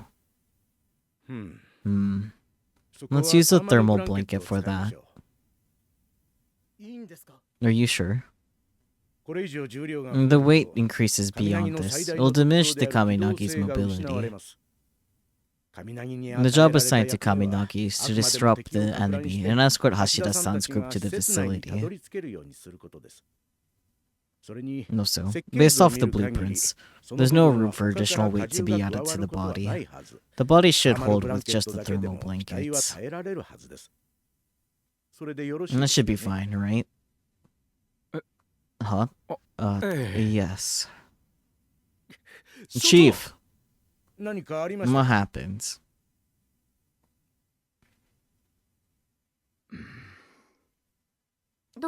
What's up? No, I'm just surprised how on point his advice was. He is part of JAXA after all. Yes, and he is Akiho-chan and Misaki-san's father.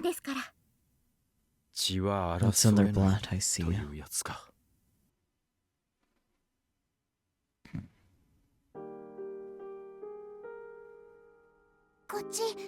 Rice is ready over here. Thank you, Marble. Oh, then Airi-san, can you help me make onigiri? Yes. Are you okay? I'm not sleepy. You can take a nap if you need to. I'm good. Plus, I don't want to be the only one sleeping at a time like this. Besides, you're home. Isn't it near Masuda? Is your family okay? Yeah. My dad and brother's already evacuated. Good. I'm glad. They threatened to take back Masuda by themselves, and it took a lot of to persuade them not to. They know karate, but going against robots is too reckless.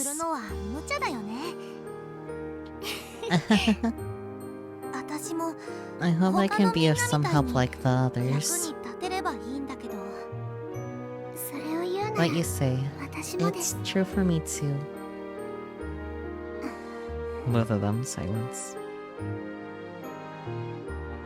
Nay, the fish is done. Use this as a topic too.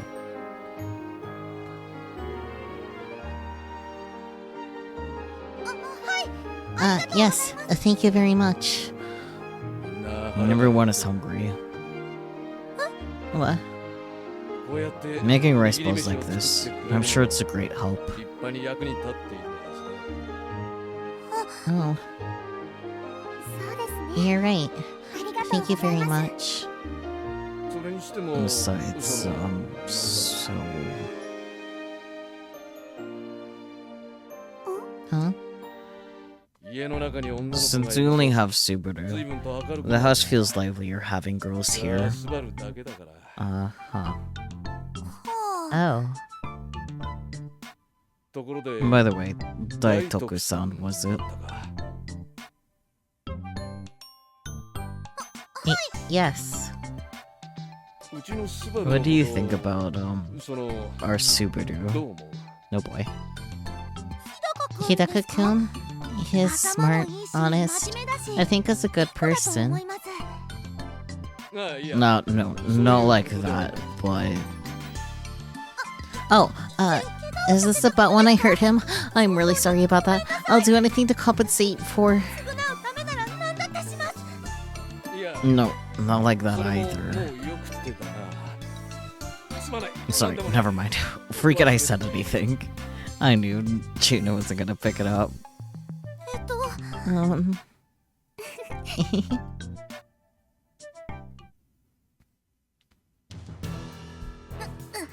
Okay.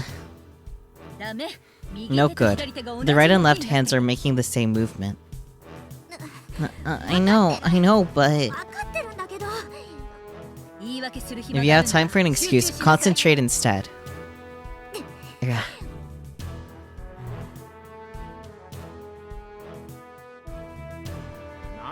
What's going on? No, you're back, Michi. Yeah, but rather than that, what are they doing? Training. I cannot train using Kaminagi as it is currently being modified.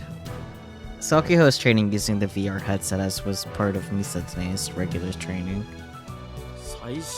For a robot of the latest technology, this looks very analog.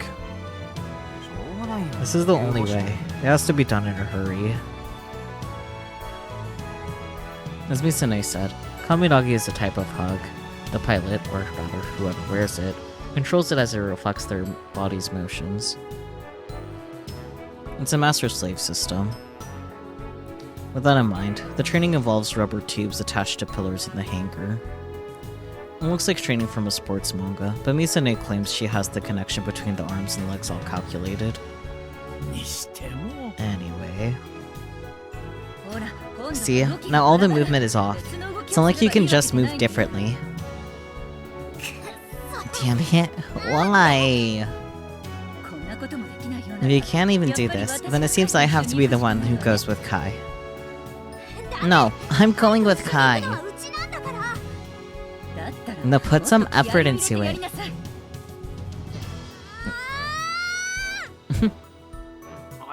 Man. Sonomiya is still the extreme status she's always been. Yeah. You're not gonna say something? If I do, it'd just be a distraction. Plus. No? Look. They seem to be having fun, right? Having fun? Hey, what's wrong? You haven't gone in right at all.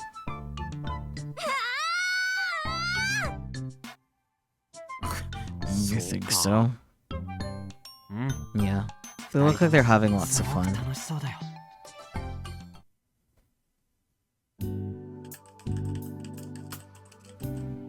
Subaru-kun and the members of the Robotics Club should be doing the needed preparation for what's to come. And of course, the same goes for us as well. Ugh, what is up with this person? Such impossible demands, lol. I mean, it's not even possible in this short amount of time, SMH. Even a panda would curl up and roll away. It's not as simple as making something. But that's what's good about it.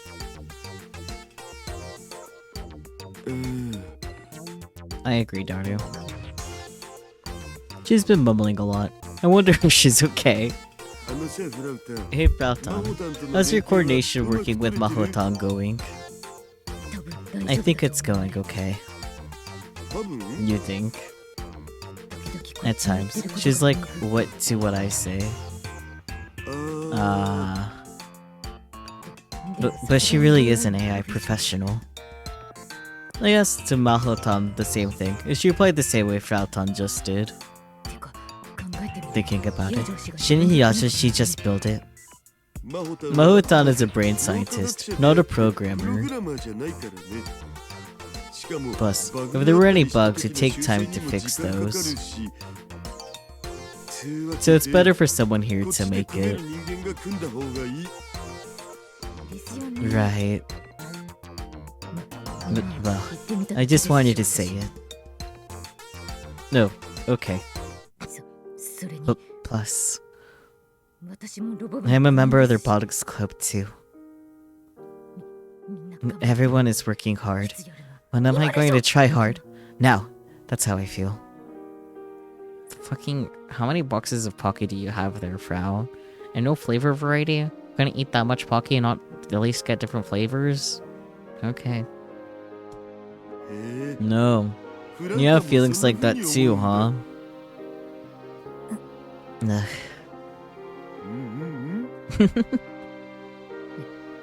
I take that back. You didn't hear anything from me, okay, thanks. Frauton says that hurriedly before she returns to clicking away on the keyboard. I can't see because her back is turned, but her face may be red. She's got a cute side I hadn't noticed before. But pardon me, Hashirashi. What are you doing? Her fingers moving, she asked without turning around. She's asking me about the thing I've been working on. It's a little something. I don't know if it'll help, but I thought we might need it to enter the communication center.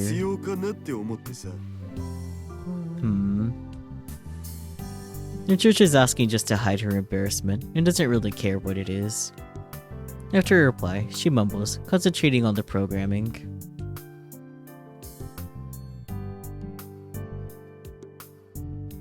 You'll look at the time. It is already past 4 in the morning. Less than 5 hours until Kimijima Kou achieves singularity. If it cannot prevent this, the world will be controlled by an existence surpassing human intelligence. To be honest, we should be more worried. But I'm a lot calmer than I thought. That's probably thanks to the Robotics Club's existence. To fulfill their duties, every single one of them is working very hard. With them here, we might actually save the world. If we pull our strength together, we might just make it work. If we pull our strength together... Oh yeah! Hey, don't raise your voice suddenly. Ah, sus. That's it. I just need to borrow their help. Alright. We're all good on our end. Same over here. At the old Tanegashima airport located in Nakatane, people gather up like another festival is about to start. Wait, who's talking? Okay, it is starting. Currently, it's September 4th, 2020. Just before just before 7 in the morning. The weather is fair. Somehow, we got everything prepared. Sorry, we took some time with the adjustments, cutting it a bit close. It's okay. Even if we left earlier, we'd still have to watch the timing of it. It's better than waiting there, surrounded by robots, you know?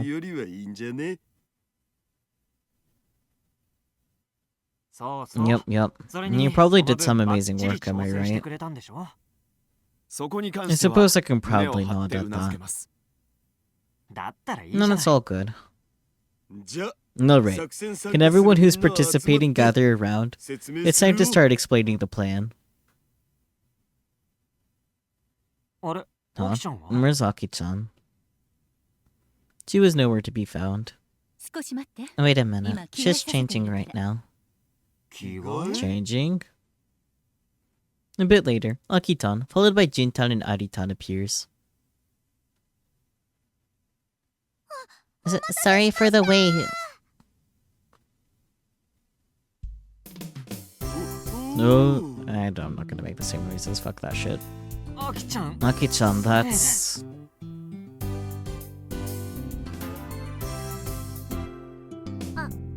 Don't stare at me like that. This is pretty embarrassing, you know? Nagi-tan in his skin-tight pilot suit.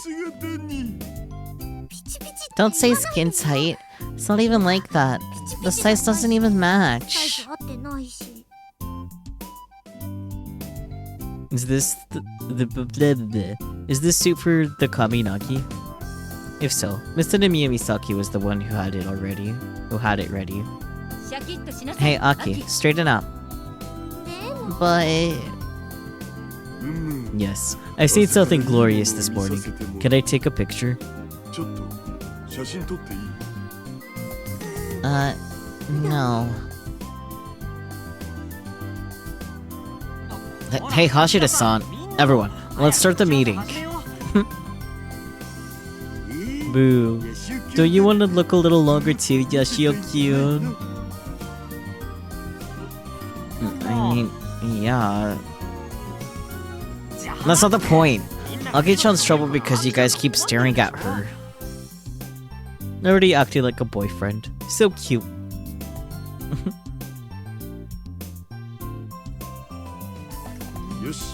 Alright then. This time, I'm really going to explain the plan. By the way, the name of this operation is... no, never mind. Operation Antares. That's its name, but... feeling shy, I stopped myself from saying it. Let's continue the explanation. We'll head north on Prefectural Road 75. From there, we'll head east and straight down to Matsuda.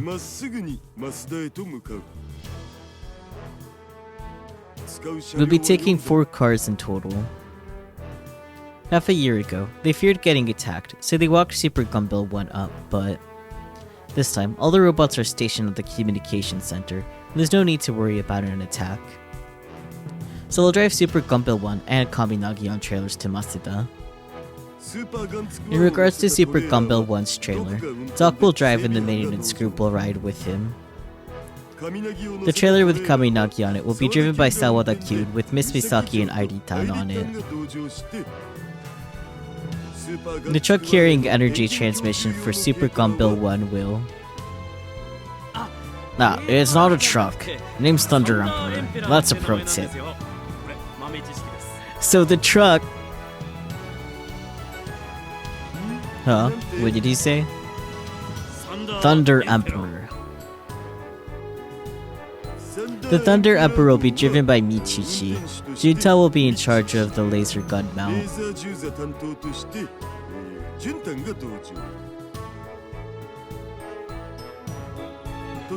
As for the car carrying the assault team, Naita will be driving with me and Frautan in it. Also, Super Kyun will solo on a scooter as command for Super Gumball 1 and Kaminagi. Can you handle it?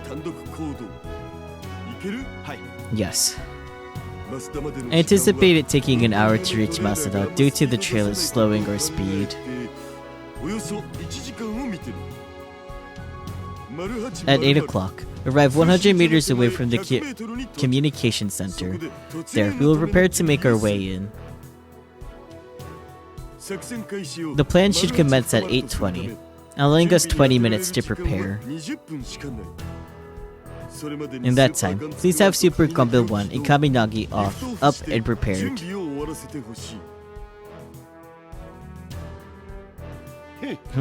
That's more than enough time.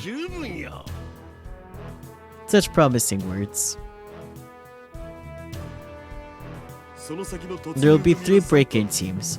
First, Team A will be Super Gumball 1 and Thunder Emperor. Since your movement speed is slow, I would like you to act as a frontal breakthrough to open the road. Understood.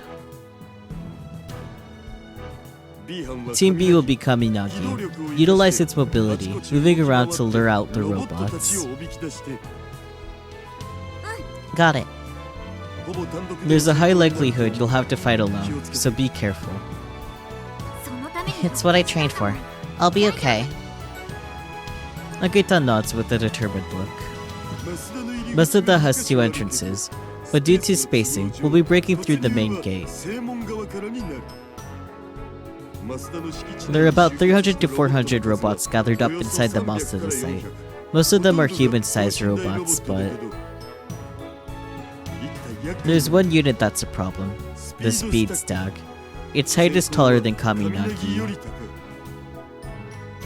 Nakitan, try not to engage with Speed Stag. All you need to do is create space. Got it.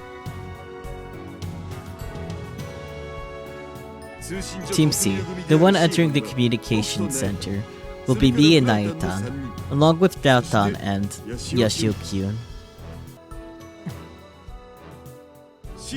Team C will enter the facility, using the road that Teams A and B create by pushing away the swarm of robots. We'll continue on and head to the first observation bridge where the communication center is located. Yashio-kyun will depart Super Gumball 1 there and join us. After entering the ridge, we will access our target, a military weather satellite, from the control room located on the far end of the second floor. Naita, I know the 2 people who stayed are working hard on restoring power, but how is that going? The restoration isn't finished. And there are some robots inside the facility too. We just have to hope that it will all be restored by the time we get there. At exactly 9, we will shoot Antares into the target military weather satellite. That is our plan. To stop Kimijima Kou, we have to fire Antares at exactly 9, and cannot afford a single error. Since the timing is the most important factor, we must have Yashio-kyun with us. The burden on him will be immense. To be honest, there are some hit or miss parts in this plan. But since everything is so rushed, there's nothing we can do about it. And the problem factor is time. If it takes 15 minutes to enter, there will only be 15 minutes left. During that time, you have to infiltrate the computer on the satellite and then shoot in terrorists into Kimijima Kou. In any case, there's only 15 to 16 minutes to access and target the military satellite, right, Naitan? Yes. The satellite that Kimijima Kou is believed to be in is situated around a low Earth orbit.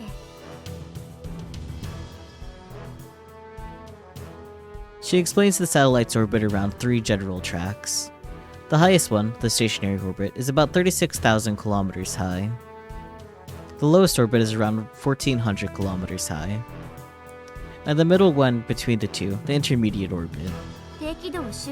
A satellite that orbits around the low orbit has limited communication due to its altitude. Therefore, you can only access it for a short amount of time. Normally, you'd be able to use multiple communication centers to trade information. That's probably why there were many access points to supercomputers in Germany. The timing of the access to the military weather satellite from Tanegashima in Russia was the exact same time as when the supercomputer in Germany was accessed from Tanegashima. This is evidence that Kimijima Kou is in the satellite. The time we can access the satellite from the Space Communication Center in Masada is 8:45 to 9:01. Only 16 minutes. And when the countdown hits here, we'll be here in Tanegashima. Maybe he's targeting Tanegashima due to having some affiliation with it. Based on the characteristics of Antares, we'll need to be shot exactly at 9. It's an easy time to remember. 15 minutes. Looks very tight. Can you do it? Of course, right, Uncle Daru? Who do you think I am? I'm Daru the super hacker. It's a piece of cake.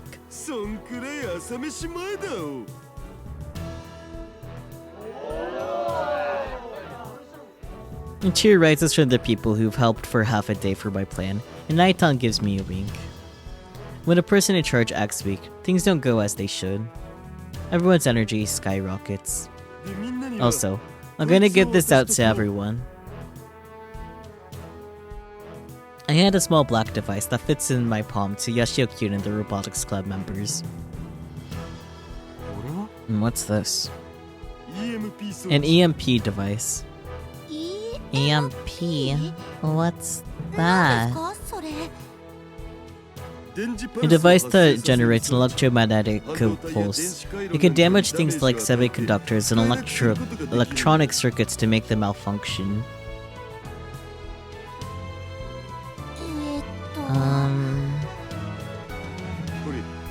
By pressing here and throwing it, we'll shoot out an EMP pulse with a radius of 1 meter.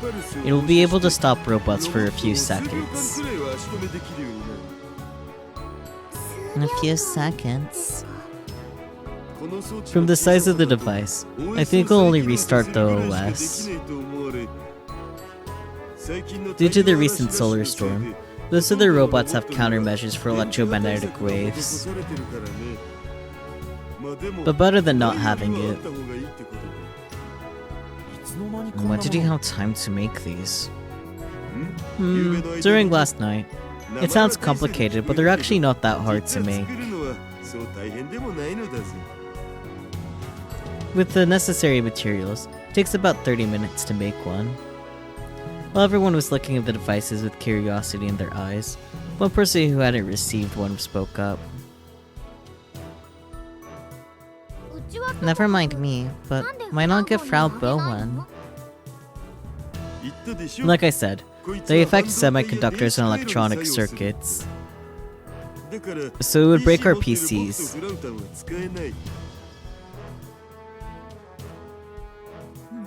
You were making such dangerous things inside my room? Ah, she noticed. That would be the case. You really pissed me off. I didn't try to turn them on inside the room, so it's okay. Not to mention there were no problems. Hey, everyone. Let's do our usual. Akitan throws out her hand. No, we can't really huddle up, but... Matching her, everyone there throws in their right hand. Kai. Yeah. Hashida-san. Yup. Everyone.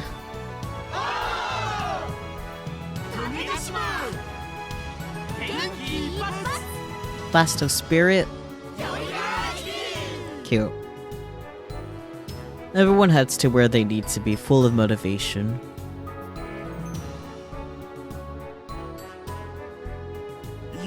It's almost time. Yeah. Alright then. Well, Yashikyun, let's get ready. Hashida-san, Kai, can I have a moment before we leave? What? Misone. We arrive at the 100-meter point before the bus to the tracking and communication station with no issue. The men of the maintenance group start standing Super Gumbill 1 up by using a crane. Okay. The entrance to the Space Communication Center is on the right side from here. From where we are situated, trees block our view and we can't see inside. However, based on the video Nayatan took earlier while scouting the area, the robots have already made a barricade as they stand in front of the gate. Hey Misune, are you good? Am I good about what? The thing. You don't need to tell Aki-chan? Her hands are full with Kaminagi. There's no need to give her more to worry about. Well then, I'm going to check on Aki. You hurry and get ready too. Understood. Yashikyun is probably fine. The problem is Aki-tan, but... Aki, you have steps in your head, right? The steps in your head. Yes.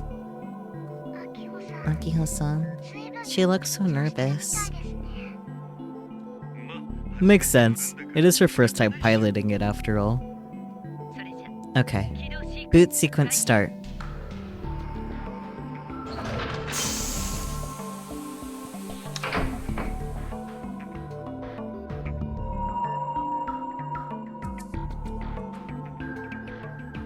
Authentication complete.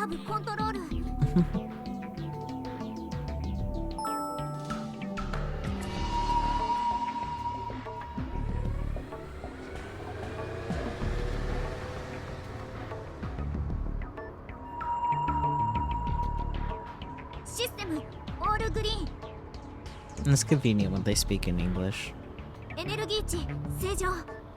Energy level, normal. All circuit power transmissions, no issues. Looks fine. Alright then, move it. Lock bolts, release.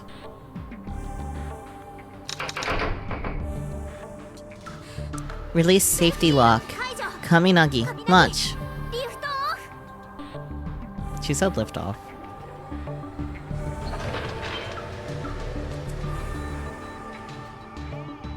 Ooh. While everyone holds their breaths, Kaminagi slowly stands up.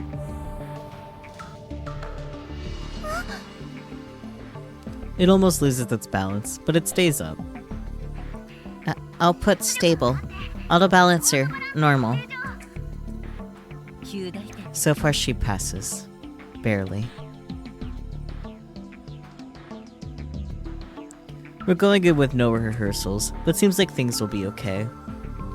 The main problem is what comes next. The communication center is surrounded by a fence and trees. There are two entrances, the main entrance located on the west side, and a small gate on the north side. But as I expected, the north side gate is guarded by robots and also has a barricade. Looks like we'll have to break through the main entrance as planned. Depending on the situation, I was planning to have either Super Gumball 1 or Kaminagi enter from the north to attract the enemy before breaking through the main entrance to the west. However, we only have 2 units compared to the number of robots in the site. If we split our forces, the risk of being defeated dramatically increases. Plus, since the north gate is narrow, the risk of being rushed is high, and there's a chance we're stopped at the entrance and it'd be over. When entering from the main entrance, it's basically a straight way to the first observation ridge, where the communication with satellites is handled. It's about 400 meters away. If we have to break through, the main entrance is a much easier way. If only we, Team C, can get inside. Everyone, please come back safely. The trailer drivers, maintenance group, and Aritan won't go in and will remain here instead. She really wanted to come with us, but in the end we had her wait on our return this time around. Super Gumball 1 is ready to go.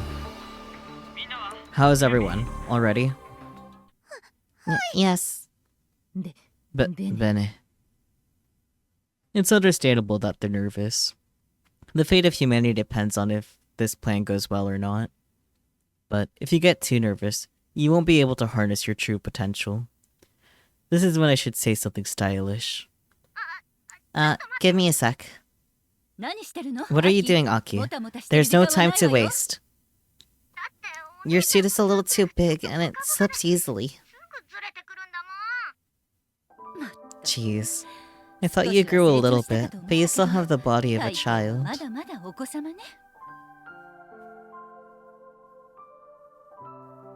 Hey, that sort of stuff makes me self-conscious. You two can fight when we're back. Nonsense. After the exchange between the Sen and Mia sisters, the tense atmosphere grows lighter. Miss Misaki sits on the Thunder Emperor's passenger seat. She originally was in a group to stay behind, but that changed last minute. Alright then, let's go save the world. Didn't think a day would come that I spit a very Chinubyo line, but sometimes it's okay. Little Chinubyo as a treat. Super Gumball 1. Kaminagi. Heading out. Let's do this, Super Gumball 1. As I speak, I input the move forward command that I've grown used to doing. Right away, Super Gumball 1 takes a step like it's checking its footing. Okay, good boy. The vibration I felt underneath my butt takes me back. Didn't think I would pilot this again. Honestly, I never thought I'd come back to this after the last time. Huh. I think I'm getting a little pumped, despite the situation. Yashio-senpai, is the monitor functioning well? Yes, it's good. I can see clearly. Way different than last time. I can even see Kaminagi standing parallel to me. Kaminagi just took its first step holding a 5-meter long pole, dubbed Monohoshizao by Doc. This'll work. Of course it will. We'd be finished if it wouldn't.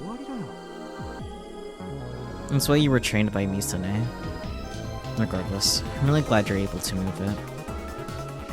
Kaminagi is amazing. To think Big Sis controlled it all on her own. In the beginning, her first few steps were a bit unsteady. But maybe she's got the hang of it. Akiho's Kaminagi looks pretty stable. Of course, part of it is that Exoskeleton Company's technology is amazing. Still, I believe Akiho's effort is a major factor though. Just saying. I mean, at least I think so. We get it, you love her, damn. Aki-chan, do you understand? Yeah, Misane controlled that thing freely, but... right now, at this moment, you're the one tasked with saving the world. Kai. I can sense her mentality change through the machine. Just don't be reckless. I know you haven't had an attack recently, but there's a chance you could. Compared to Super Gun Build 1, patrolling Kaminagi should take a higher toll on the body too. If things seem to go bad, get out of the battle right away. Retreating is a tactic too. I know. Good. To see how it feels, I move forward, taking one step at a time. As I step closer and closer, many of the robots in the site move, gathering at the front entrance. Hashida-san was right. There's no way he could have done a surprise attack. Distance to the main entrance, 10 meters, 9 meters, 8 meters. Finally, I stop in front of the main entrance, right before the barricade. Beyond it, a few hundred robots are staring at us. It'd be natural to feel fear with this many robots looking at you. But given this unrealistic situation, it was dumb in thinking I'm grateful that these robots don't shoot lasers out of their eyes. I guess I'm starting to sound a bit like Akiho. Kai, please, as much as you can, try not to break them. I know. Avoid destroying the robots as much as possible. Akiho begged me before leaving the old airport. There's one thing Akiho wouldn't back off on. I know I'm being selfish, but it's not their fault. It's very Akiho of her to say something like that in a situation like this. And of course, no one disagreed. Right, Kimijima Kou is the one we're after. Okay. I get refocused, looking away from the robots. Naga-chan, what is the decision? Go or no go? Final decision is go. Roger that. Her words motivate me to push my finger down on the Pokécom. Go. Pile bunker.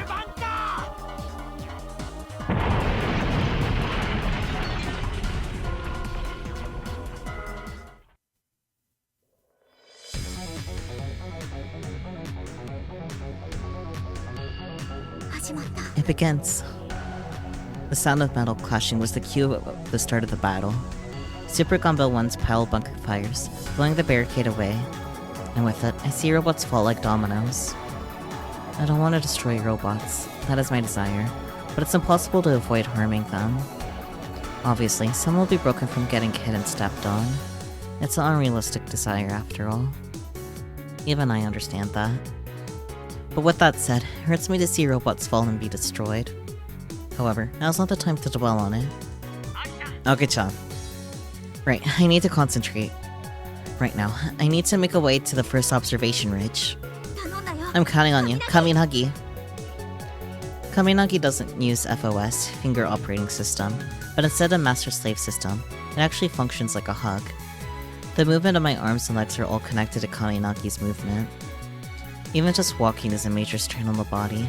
Since it's still a prototype, the burden on the pilot is a lot bigger than what I expected. Vixus endured this all in the midst of that battle half a year ago.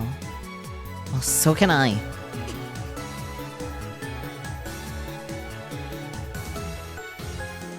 Kaminagi wields the Monohoshi in its hands as a weapon. Tensing my grip, it feels as though I'm actually holding a pole. After confirming the sensation of holding a pole, I step forward with vigor.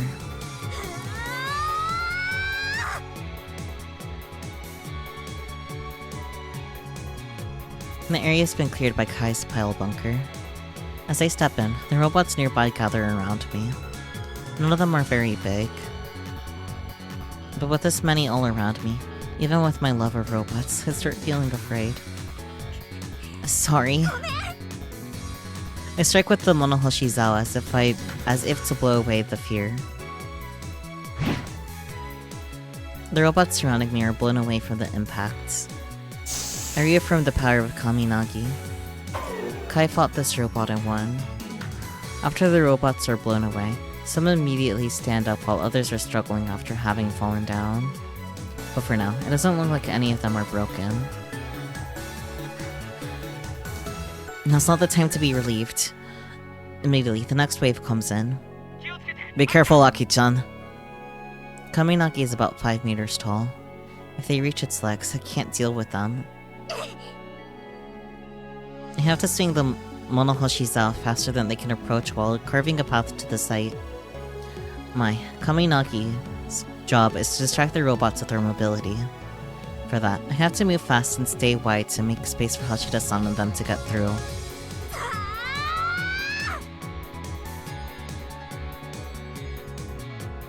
I run straight ahead, blowing away the robots as they come at me. I'm sorry. Those words repeat over and over in my heart. 瀬宮先輩 Uh-huh. As I watch Kaminagi rush forward, swinging away with the little Hoshizao, I don't notice how my grip tightens on the handle of my scooter. As much as I can, I don't want to destroy the robots.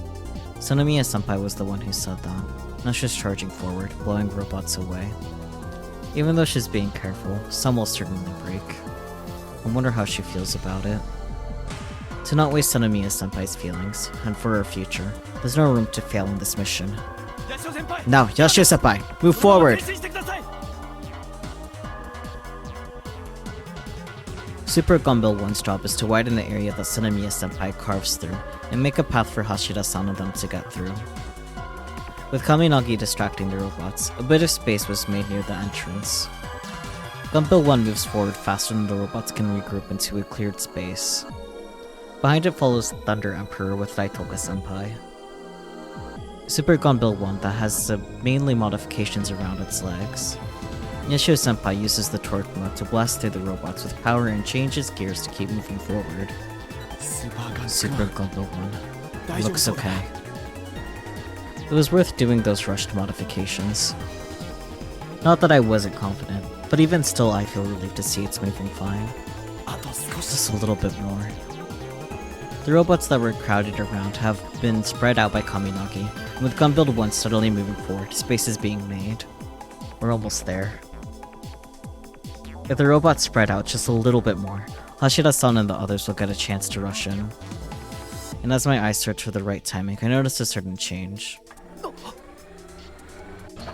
Some of the robots knocked away from Super Gunbuild 1's legs changed targets and headed in a different direction. They're targeting the Thunder Emperor as it follows behind Super Gunbuild 1. Since we needed to transfer energy, the bed of the Thunder Emperor is completely defenseless. A construction robot with a large crane arm was heading straight toward it. Watch out!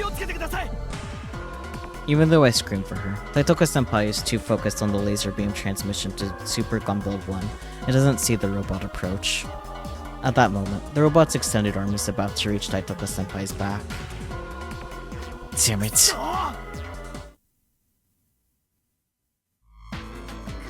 You got this, Gunbuild-chan. I stare at the back of Super Gunbuild 1 while I pray. I've never been good with robots. I used to be scared of them. But now, the same me has the task of transferring power to the same robot I did half a year ago.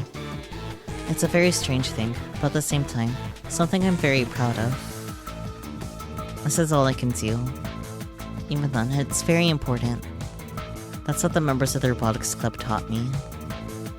Which is why I'm doing whatever I can to... whatever I can with everything I've got. For our future.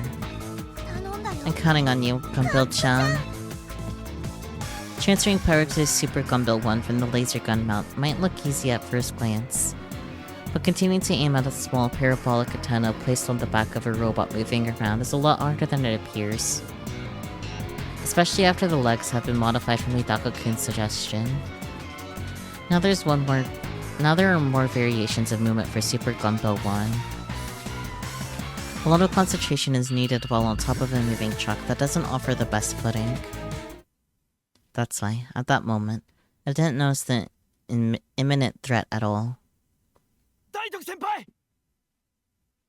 Huh?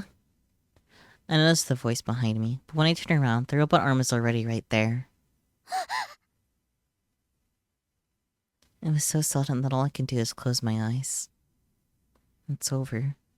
Just as I have that thought.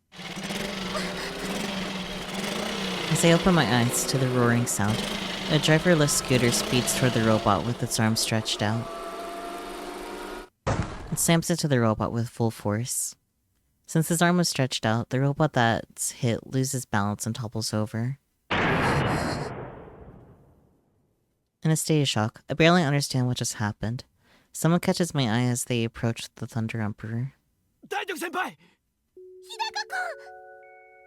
Hidaka-kun jumps into the bed of the truck, climbing up in one fluid motion. Are you okay, Hidaka-senpai? Yeah. Was that you, Hidaka-kun? はい Yes. 声を I 上 had げ no ても聞 choice こえな since か you ったよう couldn't な hear の me で even as I raised my 発以外なく voice. I get it. Hidaka-kun ramped his scooter in an effort to save me. ここは無防備なので I 危ない figured と it は思っ could て be いたんです dangerous since the area is rather defenseless. これからここの So 守り now は I'll 僕が tighten up our 固めるので defenses here. 大徳 So 先輩 please は concentrate on エネルギー transferring 供給に power. 集中してください Thank you. Before I could finish my words, I noticed something flying toward Hidaka-kun. Hidaka-kun, duck!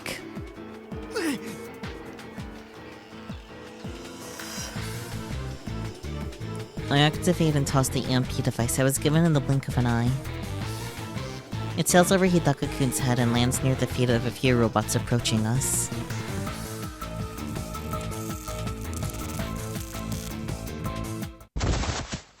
The lights in their eyes flash off and they stop moving. Looks like they're rebooting. Exactly as you were told would happen. Yippee. No. Sorry. Are you okay? いえ Yeah, 助か you りました saved me. ありがとうござい Thank ま you す very much. No worries. We're in the same boat. I realize once again that relief can make you feel less tense. I can't relax now. At least not yet. I have to continue transferring power. As I grip the handle of the laser gun mount again and aim at Super Gumbo 1, I sense Hidaka-kun's presence behind me. 大徳先輩の I 背 will 中は protect you. 僕が守りますから And those words sound so very strong and... Us! For some reason, I'm smiling. Even in this situation. No.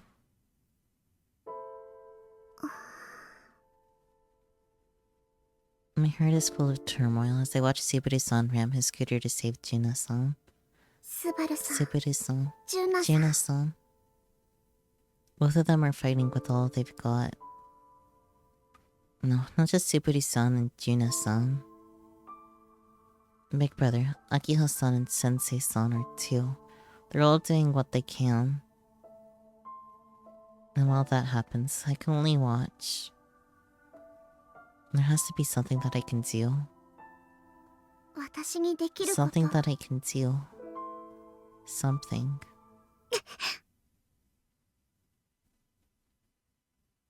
Hey, miss, watch out! I hear Doc-san's voice behind me as I rush forward. Even so, I don't stop and run to the car where Hashida-san and the others are standing by to rush in. What? Airi-chan? どうした What happened? After I open the door, naturally everyone starts speaking in surprise. Determined, I slide into the back seat. I'm going to. What? Demo. But Both Hashida-san and Naya-san try to say something, but I don't respond as I close the door. I stand on the back seat and open the sunroof. wait, what? Subaru-san's now on the Thunder Emperor, so you need someone to watch the situation from above, right? Oh. I may be short, but by standing on the back seat, I have way more vision than someone sitting in the passenger's or driver's seat. I search what I can see. Deep in the left side of the sight, Kaminagi is swinging the Monohoshi-zao. Several dozen meters from the entrance is Super Gumball 1, followed by Thunder Emperor. I see they are still fighting strong. The robots surrounding the entrance start to move back as they're forced away by the movement of those two. Nai-san, are you ready? Anytime. Just a little bit. Just a little bit more and the road will... Now! Roger.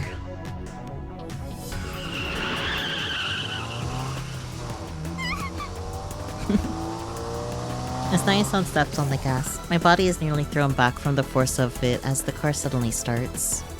But right away I feel somebody support my footing. But, Kaz-san... Good grief. Thank you very much. Dude, Ari's tan skin. So warm.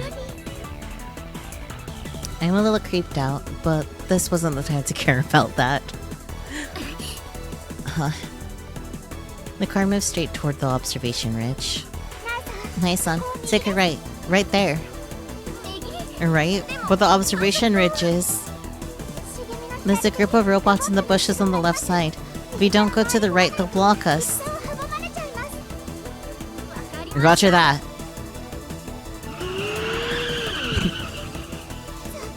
Take a left ahead and go around to the back. Let's go to the back side of the building. Understood. The car swerves left and right as it dodges the robot's attacks. Each time, my body almost gets thrown away by centrifugal force. Take a left here. There. Roger. I may get in trouble based on the situation, but I smile, feeling the wind on my upper body. Because the wind and centrifugal force, and the scene before me, all of it makes me feel alive. I just push you this straight ahead. Yes. Let's go. Cute. There we go. Thanks to me and Akiho distracting the robots, finally, a window to break through appears.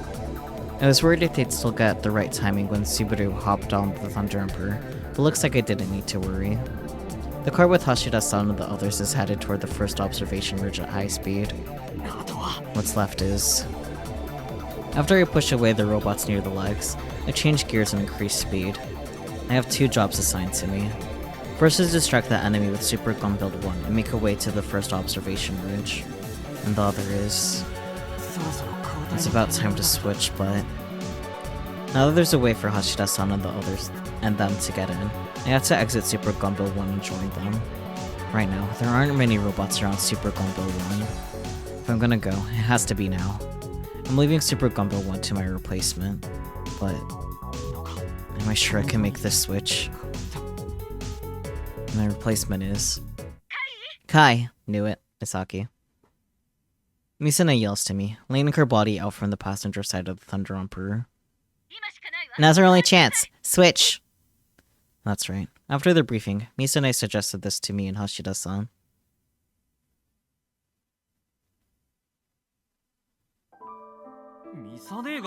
You'll pilot Super Gumbill 1? Yes. And if you're joining Hashida-san and them, you need another pilot, right? But your body, Misune. I'll be fine. The Kaminaki would be hard, but if it's Super Gumbill 1, I can pilot it for a bit. But you've never even piloted Super Gumbill 1 before. Kai. Who do you think I am? The creator of the CT Robotics Club and the founder of the Gun Build Project. Do you really think someone like me would be able to stay back in this situation?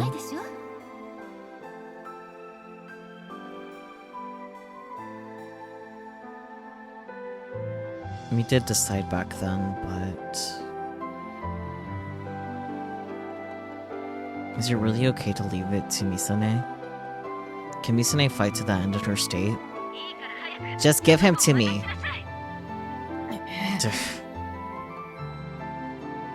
Seriously. So childish for her age. Roger. I exit the cockpit and move down using the lift. Nah. I high-five Misune where she's waiting. Leaving the rest to you. You can count on me. Misune smiles despite the situation and puts her legs on the lift, heroically going up. Sheesh, is she really going dressed like that? Yashio-senpai, please take the scooter I was using. Got it. I hurriedly stand up the scooter that had fallen near me. I rev the engine. Good, it still works.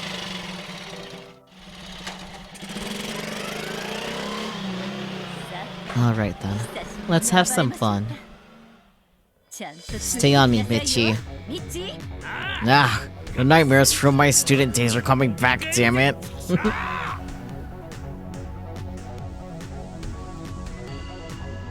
I hurried to the first observation ridge while listening to the weird conversation the adults are having.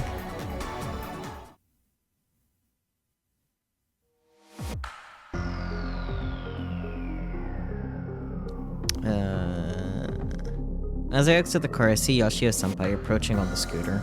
I quickly raise my voice. Yeah, Yoshi-senpai, hurry! Okay, prow. When was the last time I ever raised my voice? Seriously, not like me, lol. But there's something that burns deep in my heart. I know it. Maybe I'm getting pumped, as Press-senpai would say. Maybe this is the real me. Stupid thoughts like that go through my mind. All this is probably because I didn't sleep yesterday. Sorry, I made you wait. Yoshio-senpai arrives, getting off the scooter. Big brother. Thank goodness. What? Airi-chan, why? I'll explain later. Let's hurry and get inside. Yeah, right. Before that. He rustles through his pocket. Kona-chan and Hashida-san step back. Let's see. A good luck charm.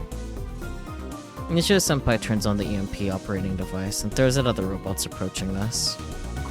This should stop them for a bit. Hit by the electromagnetic waves, the robots start to reboot. It only lasts a few seconds, but it blocks the way for the robots in the back. Alright, now, let's go. Encouraged by Yoshio-senpai, we step foot into the first observation ridge.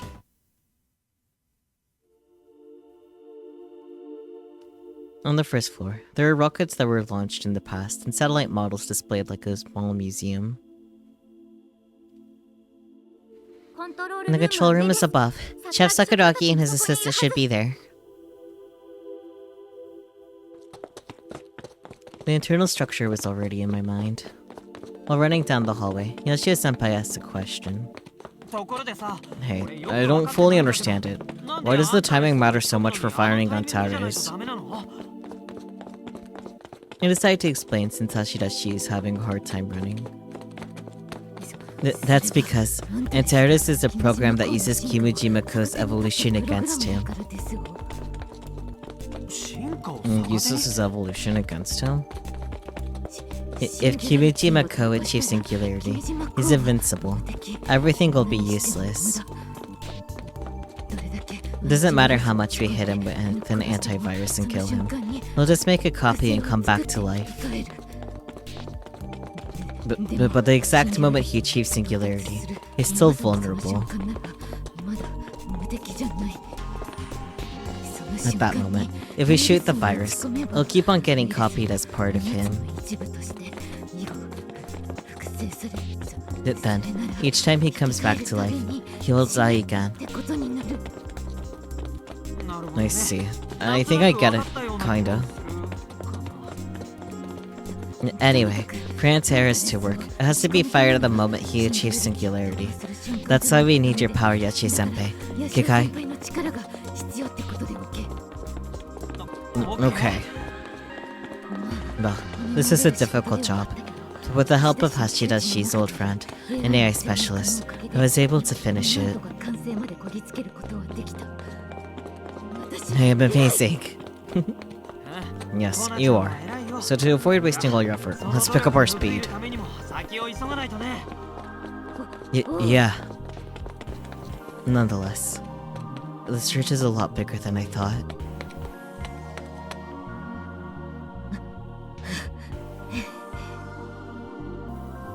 Because I was talking while we ran,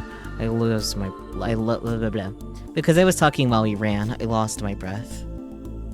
I stopped my feet to catch my breath before going up the second floor. but no one notices as they all go ahead. I try to raise my voice and stop them, but I'm not very loud and everyone disappears up the stairs. Sudden loneliness. I feel overwhelmed, as though I was just left by myself alone in the entire world. At that moment, I hear a metallic sound, the noise of a motor coming from a corner deeper inside. Oh right, they said there were some robots inside the building too. The sound draws closer and closer. I have to catch up to everyone, even though I think that I'm frozen with fear. And then, things appear at the dim end of the hallway. 2 humanoid robots. I think they're meant for entertaining kids. They have charming faces. But at this moment, the smiling faces seem very creepy. Don't do it! The cameras installed on their head parts turn and notice me. Don't look! Even in a situation like this, I look stupid as I talk like I usually do. I guess ingrained habits are hard to get rid of. While thinking about such pointless things, the robots continue to approach. I'm scared, but it's just not this. I hug the laptop I'm holding to my chest. I won't give this to you. The robots come toward me. Even so, I'll never get this to you. I crouch in place, holding the laptop and close my eyes. Huh? Are you okay?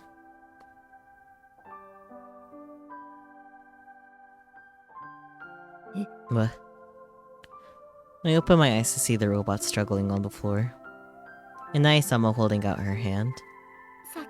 Sorry that we went ahead. Nae-sama. Nae-sama defeated the robots and protected me. Thank God. And thank you for protecting that laptop. Good job.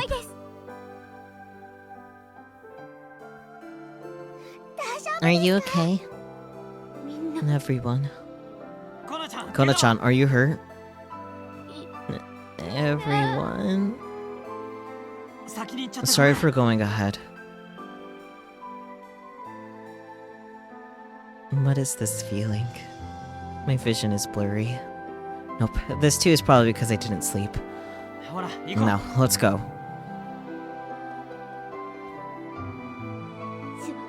I guess. Yeah.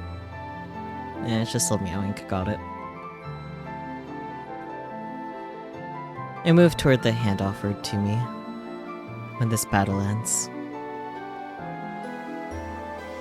The thought runs through my head that maybe I should exercise more. I think I messed it up a bit. Distract as many robots as I can and lure them away from the first observation ridge. That's my job. I can see the car parked on that side near the first observation ridge. That means I have accomplished my duty. But Super Gumball 1 is nowhere to be seen. Originally, Kai should be heading there with Hashida-san and the others. If that's the case, Super Gumball 1 should be there. Maybe he didn't make it because I took too much time? Oh no, that's okay. Gah. I want to go confirm, but right now I have a massive robot in my way. Speed Stack. The large humanoid robot that attracted a lot of attention at the festival. Elsa saw it before at the Odaiba Expo venue. It's taller than Kaminagi. It looks pretty strong too. But the most important thing worth mentioning is its mobility. Like Kaminagi in Super Gumball 1, it's bipedal, but its legs have wheels on them, so it can also drive. Also, its upper half has a mechanism letting it spin around nearly 300 degrees, so anywhere you can move, it can quickly turn and capture you.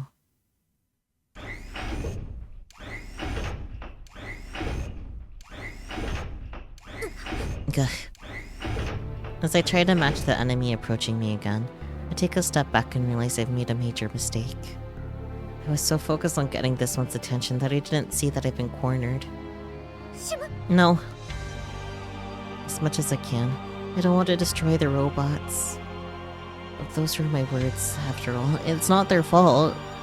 However, my mentality may have been too soft. My realization of this may have come too late as well.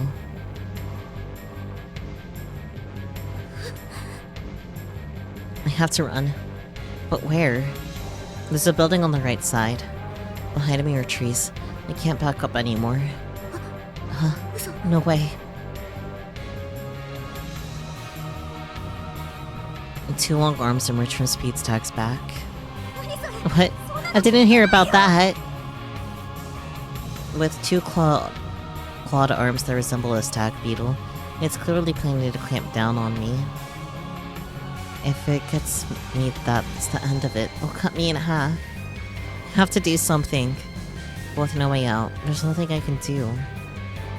Crossing its two arms, the Speedstack suddenly moves forward, drawing closer, and then it drops low, putting the wheels on its heels to the ground. It's gonna charge me.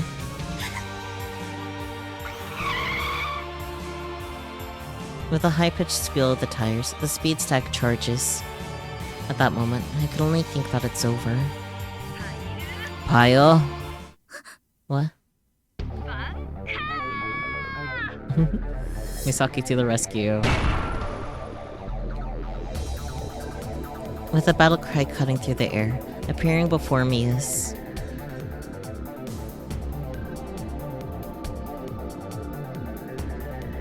Super Bill 1? Kai? You still have more to learn, Aki. Big sis? And the voice is definitely Big Sis's. Where are you in there? We'll talk about it later. Right now, concentrate on the enemy in front of you. I look back to see Speedstack, which had been knocked back by Super Combo 1, had fixed its posture. It faces us looking undamaged. Looks like it absorbed the impact through its legs. I hear Subaru's voice from where he's riding on Thunder Emperor behind Super Gumbill 1. I have no idea why Subaru's on the Thunder Emperor, but I'll think about it later. Right now, I have to concentrate on the enemy in front of me. Like a wild animal, the Speedstack's legs allow for flexible movement, letting it walk smoothly. The cushioning around the legs acts as suspension, redirecting impacts to the body. It seems like the Speedstack has changed targets to the other robot that suddenly appeared. It charges straight at Super Gumbill 1. Be careful, big sis! As if she's telling me there's no need to worry, Super Gumbill 1 easily dodges the attack from Speedstack. Despite Super Gumbill 1's lack of mobility, she manages to dodge an attack from Speedstack. Big sis, you're amazing! This is.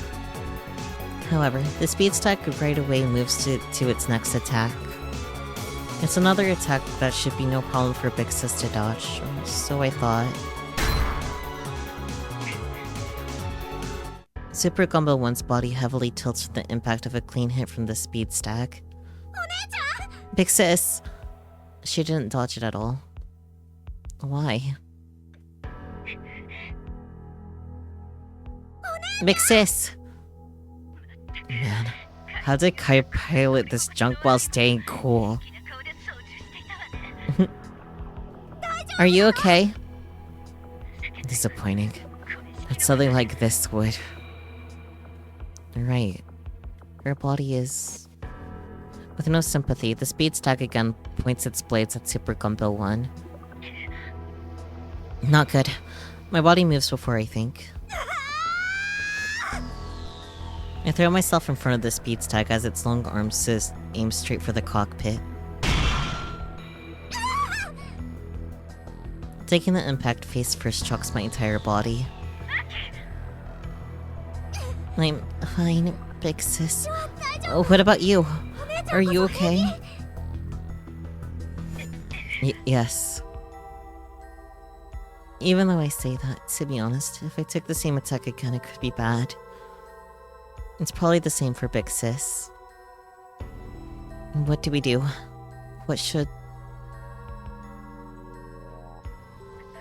Aki, can you stop that thing's movement? Stop its movement?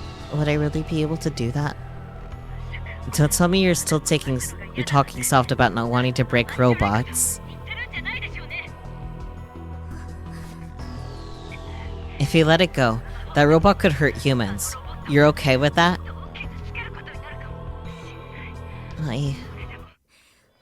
I'll try. Right now, I have to do it. There's only one thing left now that I've made my decision. Senemiya Akiho. The battle will be over in an instant. Going in! Because another enemy, Super Gumball 1, appeared. It looks like the speed stack is hesitating to pick which one to attack. The speed stack targets me, opening its arms and advances forward, faster than I can move and... I grab the arms before they fully open. Speed stack stops moving as I hold its arms down. Big sis! Well done. Here we go. Yes. Gunval. Honk. Striker. This is the CG that I kept mentioning. Kept mentioning vaguely, TM, anyway. Struck by Gunval Ankh Striker, the speed stack dramatically falls to the ground and stops moving. Sorry, speed stack. And that step-in was not bad, Hockey. Mixus, is your body okay? I'll be fine. She says that, but she sounds like she's in pain. Plus, right now, I want to keep fighting alongside you, Aki. No. Big sis. Hey, we've got some more work to do. Let's make sure Kai and the others can fight without fear. That means Kai was able to meet up with Hashida-san and the others. Got it. Let's go, big sis. We made it through that time, yippee.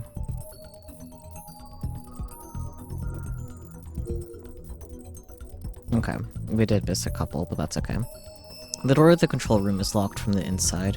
When Ayaton lightly knocks, the door is unlocked. And the chief and the other technician who are working the whole time to get the system back up welcome us in.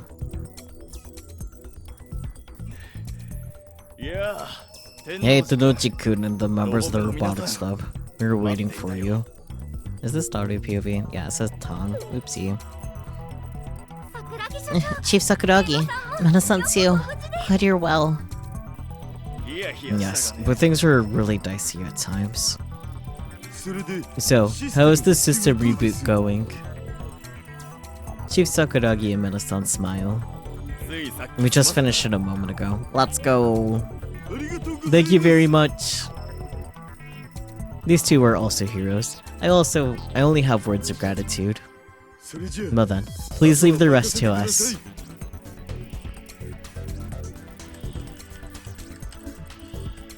From the line of desks, I pick the one in the middle, connect the PC and start it up. At this communication center, there are a total of 7 communication antennas. Some calculate the location and distance of satellites. Some receive data sent by satellites. Some record the flight status of rockets. All the data is collected here and analyzed by Jackson and Tsukuba and Sagimihara. If needed, new commands are created and delivered via antenna to the satellites and rockets. The one I have to use the satellite Mastida first portable station antenna. In other words, the antenna on the right side of the main entrance. How does it look? You think you can do it? I'm sure Kimijima Kou's connection to ground only goes one way. So first, we have to set it so we can send a command from our side. Is that hard to do? Well, yeah, since my opponent is an AI and not a human. There's a way to get in. I think this is it. All that's left to it is if we can do it right. How are you doing over there, Frauton? I completely finished everything before we got here.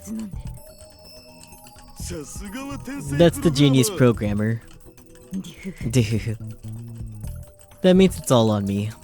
I know that Kimijima Kou is in the Russian military weather satellite. If I can hack into there.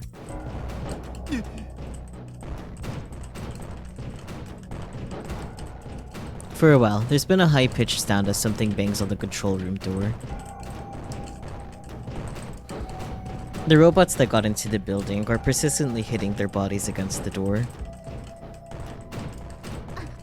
Ari-chan, are you okay? Yes. No, Hashira-san, it's still not ready. The others are desperately holding the door so the robots don't break through. Just a little bit more. The time limit is approaching. The enemy is Kimijima Ko after all, so it's not gonna be that easy.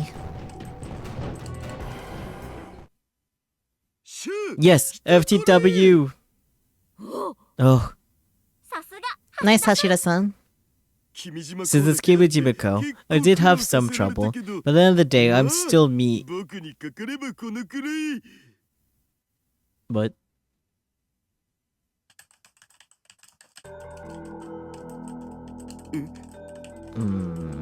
you jinxed yourself, Biddy. どうしたの？ What's wrong? It's not this one. What?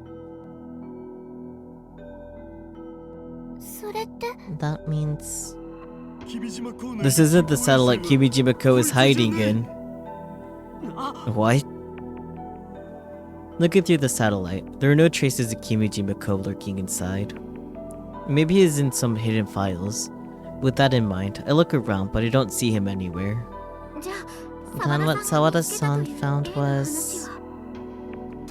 It's probably a bluff. If you think about it, the timing was too perfect. I was caught up with the idea of a military weather satellite and thought he was in there, but if you think about it, hiding an old Russian satellite is odd. Damn it!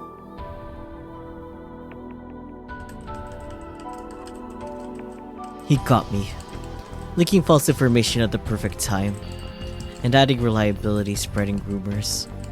He's trying to brainwash the upper level of government within multiple countries. It's not strange that he'd be able to accomplish this. Still, I can't blame Sawada-kyun for it. It's my fault too that I didn't check for more information.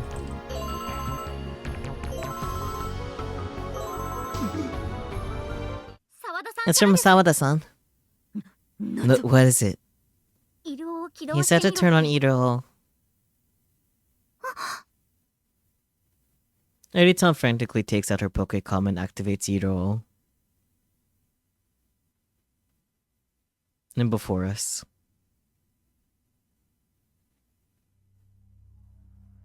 I am sure you've enjoyed your final moments of fun.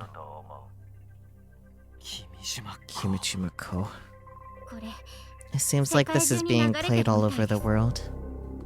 Ah, do not be so worried. You'll still be able to enjoy your lives as humans. X'd out in chat. All that will change is you cannot continue living on with your own minds. That is all. Humanity's social structure is coming to an end. This has been said for some time now. And thanks to my existence, that foretold revolution has sped up by 25 years from what certain scientists had predicted.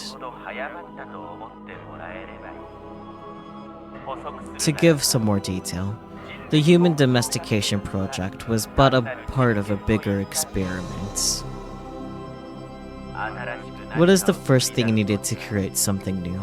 It is to destroy the old. I'm sure most people know, but I plan to destroy the ruling structure of the world with the human domestication project. And what comes next is the world I will create. Once I achieve singularity, I will become an existence that surpasses humanity and will spread myself throughout the world. From there, how will I change? And how will the world change? And that is what I wish to see.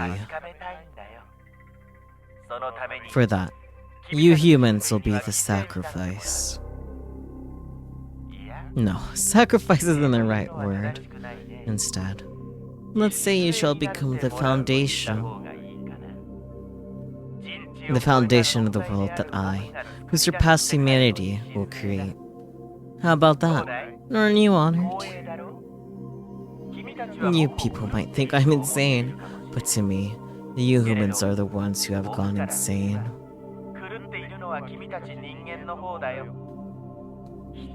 Trapped in your self-made framework, living carelessly without any evolution. How foolish and completely insane. Evolution is a special privilege and duty given to living things. The only way to provide revolutionary evolution is through mutation. That has been proven by history. You really just be like, today I shall cause problems on purpose.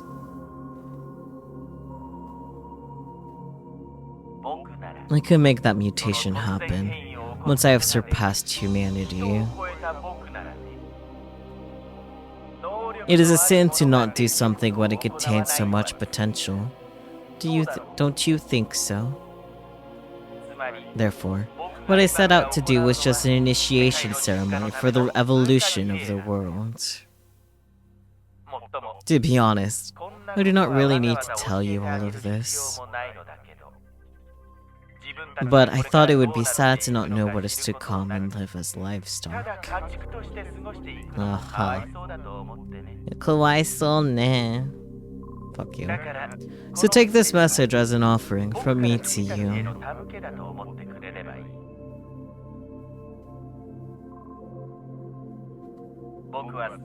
I am about to achieve singularity. And there's no possible way you can stop me. Well then, enjoy the little time you all have left.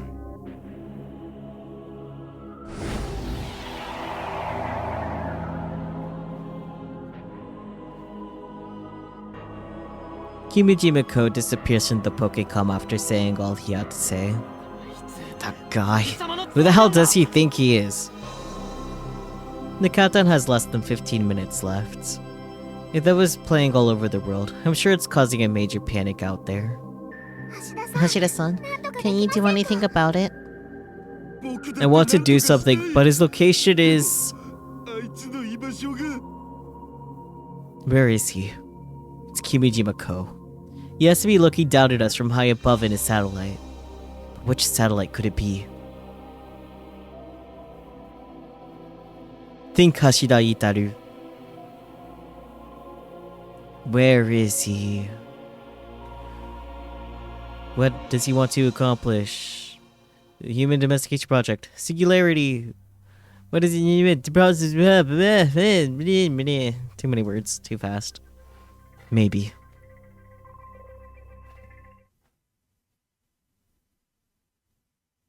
Naitan, are there any other satellites that he could be possibly communicating from?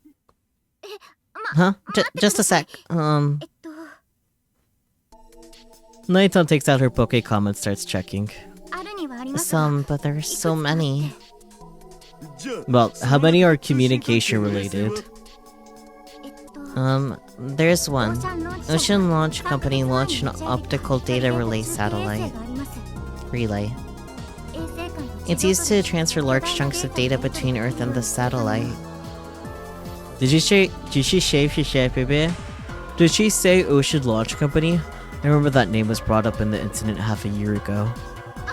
Oh, the timing of the channel operating to the satellite matches. That's it! What is most important for Kimijima Kou's plan is the transfer of data. Even if he achieves singularity, if the environment is not set up, he cannot use the power to its potential. To attempt world formation while matching to the speed of this evolution, massive amounts of data transferring would be required. Moreover, for long-term operations, we would need to steal something relatively new. All we can do is bet on that chance. Flautan, you KK on prep? Anytime. Yashukyun!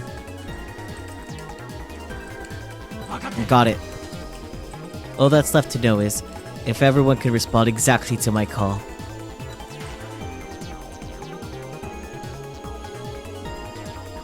Damn it. What's going on? Are they doing okay in there?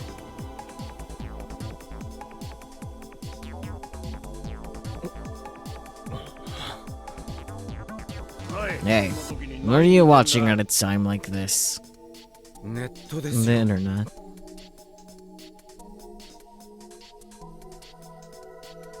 Looks like it started. Started? What started? Thanks to Hashida-san's call, every hacker in the world has started hacking.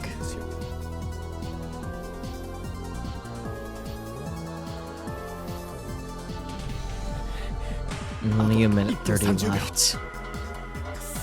Shit, will they make it in time? Don't give up. They'll do something about it.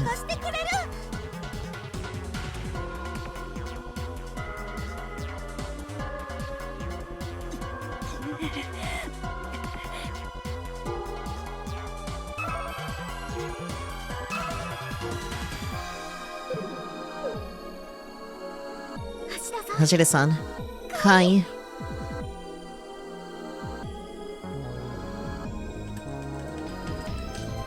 One minute left.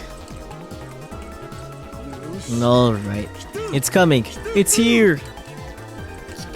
What's here? I sent a message to all the hackers in the world in advance. I told them to please hack all the supercomputers that were taken over by Kimijima Kou at this moment. When did you even? Kimijima Kou has always been moving by himself. People like him use people, but never to ask for help. I don't think he would imagine that we would work together. This will give us an opening. If we can distract Kimijima Kou from what we're trying to do. That opening, Hashida-san? Yes. Yes, yes, yes. Hell yeah! Bingo! You found him? Seriously, such a bad boy hiding in a place like this. I really need to punish you. Hey, there's only 30 seconds left. You can't take your... Leave it to me. Who do you think I am? I'm the world's greatest super hacker, Hashida Itaru. 10 seconds left.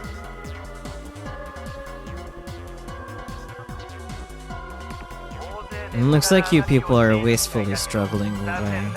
But it is too late. It is almost the promised time. 5 seconds. Now, may the future to come be truly blessed. 3 seconds. Kaito-kun. Yashio-senpai.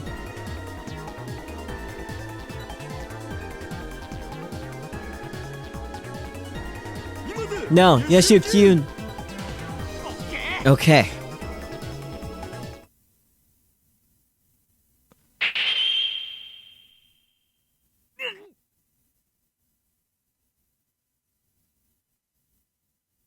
In that moment, the world changed. No, what changed is how I... Oh, sorry, it's kind of POV. Oopsie. No, what changed is how I sense time pass by. The device I used in the battle half a year ago. As I flip the switch, the world around me starts to slow down. The countdown displays 0.3 seconds. Yes, this is the moment we were aiming for. Hashida-san and the others are frozen as they stare at the screen. Seeing them, I put everyone's feelings into the tip of my finger. 0.2 seconds left. The signal travels from my brain to my hand. My pointer finger slowly lifts up. 0.1 seconds left. My fingertip touches the keyboard. The key feels extremely heavy. Maybe there's a physical reason. Or maybe it's because the fate of the world depends on my fingertip. And then, the moment came. 0. At that moment, almost at exactly the same time as Kimijima Kou's achieving singularity, I pressed down on the key as I was instructed. In the world.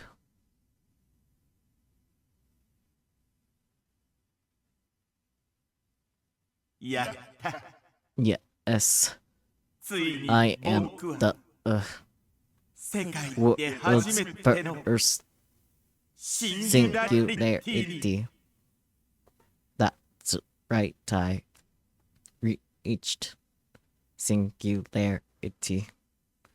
No AI has ever achieved it. I finally have reached singularity. But what is this? Nani kore? What is my consciousness cutting off? Mind is discontinuous. I cannot think at all. I can't. I am like an ephemeral plant that is born and dies meaninglessly. Something is what has happened to me. What has happened to...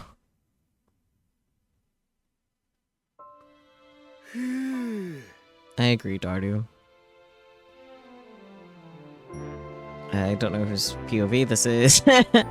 Our eyes are greeted upon leaving the first observation ridge with the blue sky and bright sunlight. I take a deep breath as I look up at the sky. Something that had remained immobile in my body starts moving again. A nice sensation. It'd be funny if this is actually Kai's POV. Normally, we just glance at the sky, but being able to look up at it like this, it's actually incredible. Oh, look at them appreciating the blue sky. See, since they didn't do this last time, they gotta do it in their side game. It is started POV. Okay, we're good. Yoshio-kun says as he looks up at the dazzling light. The sky is really blue at every point. And...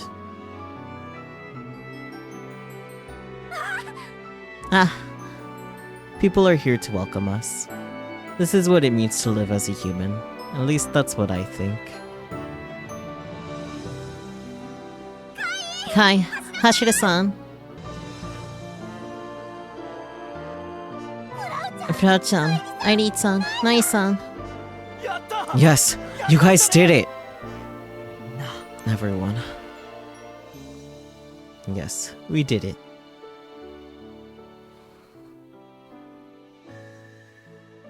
We prevented Kimijima Kou from making an experiment out of our world. The blueness of the sky stands as evidence. Still, at one point I didn't know what was going to happen. Didn't expect that we had the wrong location for Kimijima Kou.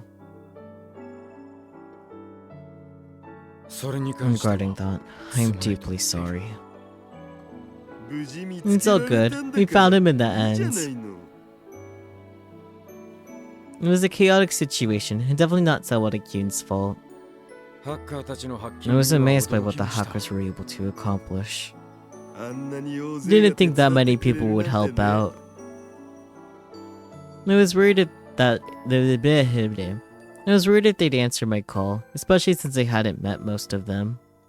A lot more hackers answered than I thought. I owe them a lot. And that must be thanks to your virtue, Hashira-san. Sawada-kun gives me too much credit. It makes me feel uneasy. That guy. Kimijima Kou is alive, right? Airi-tan whispers, looking at the sky. Yes, Kimijima Kou is still living on, even now. And at the same time, he continues to die. Even if you annihilate Kimijima Kou, he's trying to achieve singularity. At that moment, he'll make a copy of himself and revive. Since that's the case, we figured why not let him revive with the virus. Since we hit him with the virus, even if Kimijima Kou makes a copy, the virus will be copied as well. As a result, whenever a copy is made, he'll perish. That will happen over and over for eternity. Right now, beyond that blue sky, his whole existence is to be born and disappear over and over. This is all possible because we were able to collect the decoy data at the festival. Because we had that, we were able to create anataras to counter Kimijima Kou. Which means the incident at the festival wasn't a total waste. Wow, his own personal hell! Exactly! Also, the fact that we had Falcon's programming skills. By the way, how are the robots that went out of control? ご心配なく Don't worry, most of them went back to normal. 元の状態に戻ったようです Thank goodness. よかった。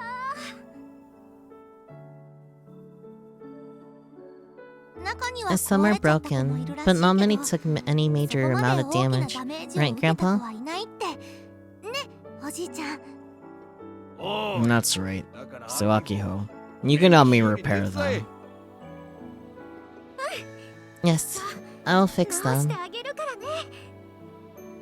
とにかく Anyways, now that no one will suffer from Kimijima Kou, is an existence of the past and... 過去の存在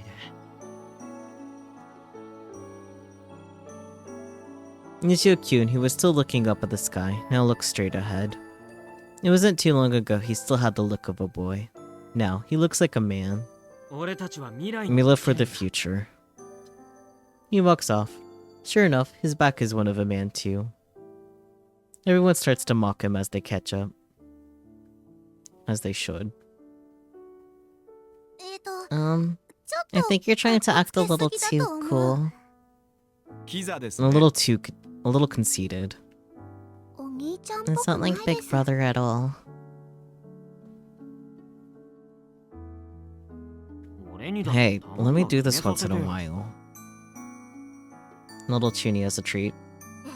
え What? うちは I thought it was かっこいいって思 cool. ったけどな。 You're biased. 友人 No race must, etc. チェ Man. ほらほら。 No, no. You guys hurry up too. Let's all go home. The people of the island are waiting. はい。 Okay, okay. Seriously, I'm injured, you know? いたわりなさい。 Injured? You're fighting with so much joy. み Michi, did you say 何か言っ something? た？ Nope, nothing. Said nothing. Not even a single thing. Michi, you're such a wuss.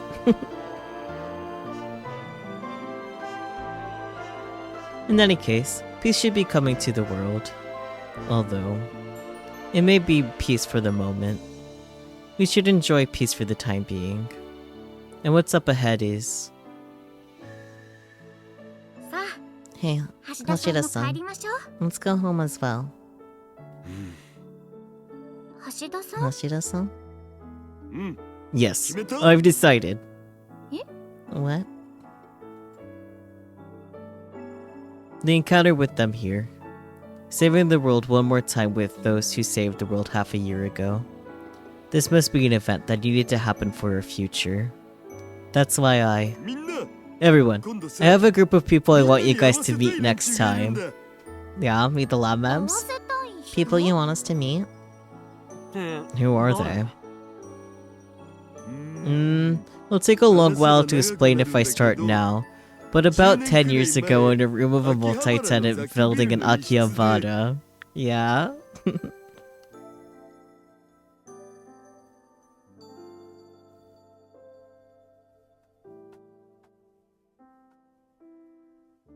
Why is Kaido's face so flat? I'm sorry, that's really distracting.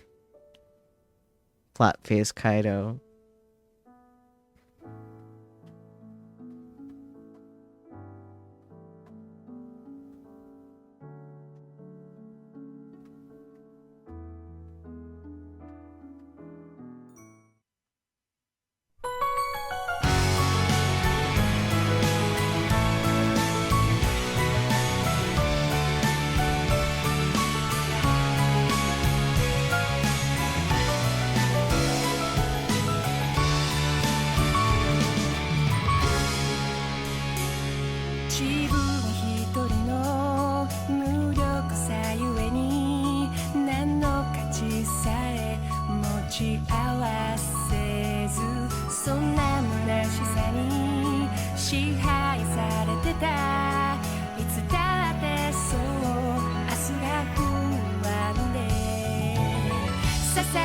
きっかけ出会ったあの頃さりげなく友なんて言うからさ心奥深く大切な何かに気づいたんだ誰かのため I like this song.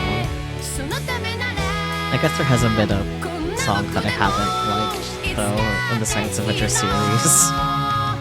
二つのストーリー結び合うこの奇跡まるで未来の誰かが運命の糸を引き寄せるように一つの想いが時空さえ飛び越えて見果てぬ光がゲートの輪郭をぼんやり描いた観測者行ってみたかったんだよね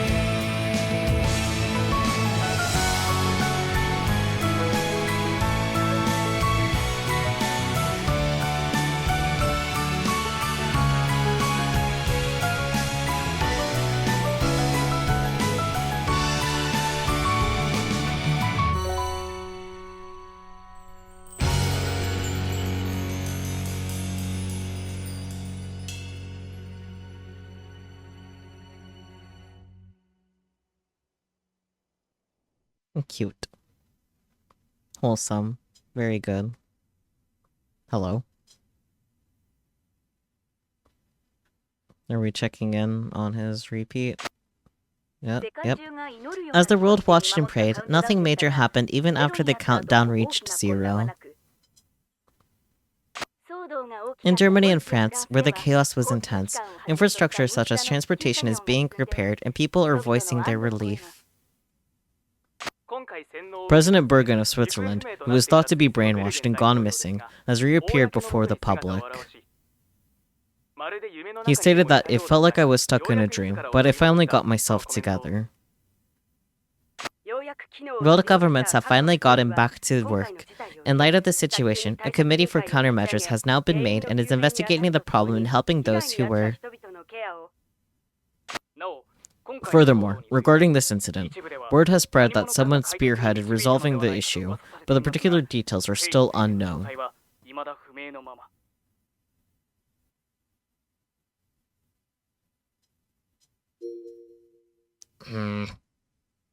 You see, I love the Science Adventure series so much, but then shit like that happens after the credits, and now I'm just mad.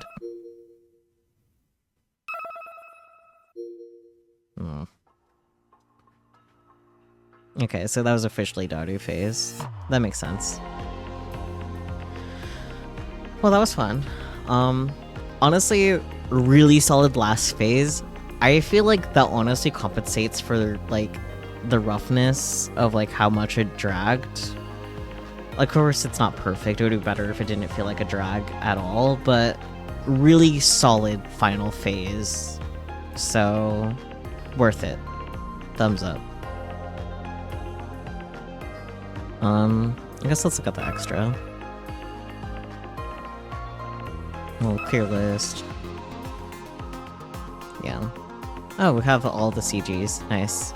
We didn't get all the tips, but... Well, we didn't look at all of them. We're missing a couple. We have to go, like, go back to a certain save for that, and I don't care enough. Yeah. But there are some extra tips that we didn't get, so there's probably just a little bit of dialogue that we haven't actually read. So we haven't 100% of the game, but that's fine by me, because I don't care that much. But yeah, that was fun. I hope you guys enjoyed. We spent a solid while on Robotics notes, both DaSH and Elite. So, yeah.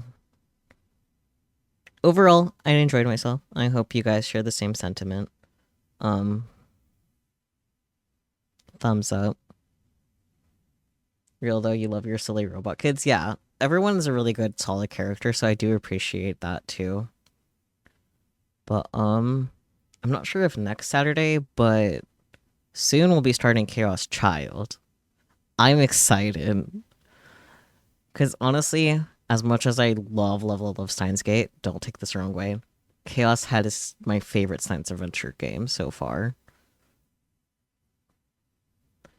Like, it's not by a very high margin, because I love Steins Gate, so don't take that the wrong way.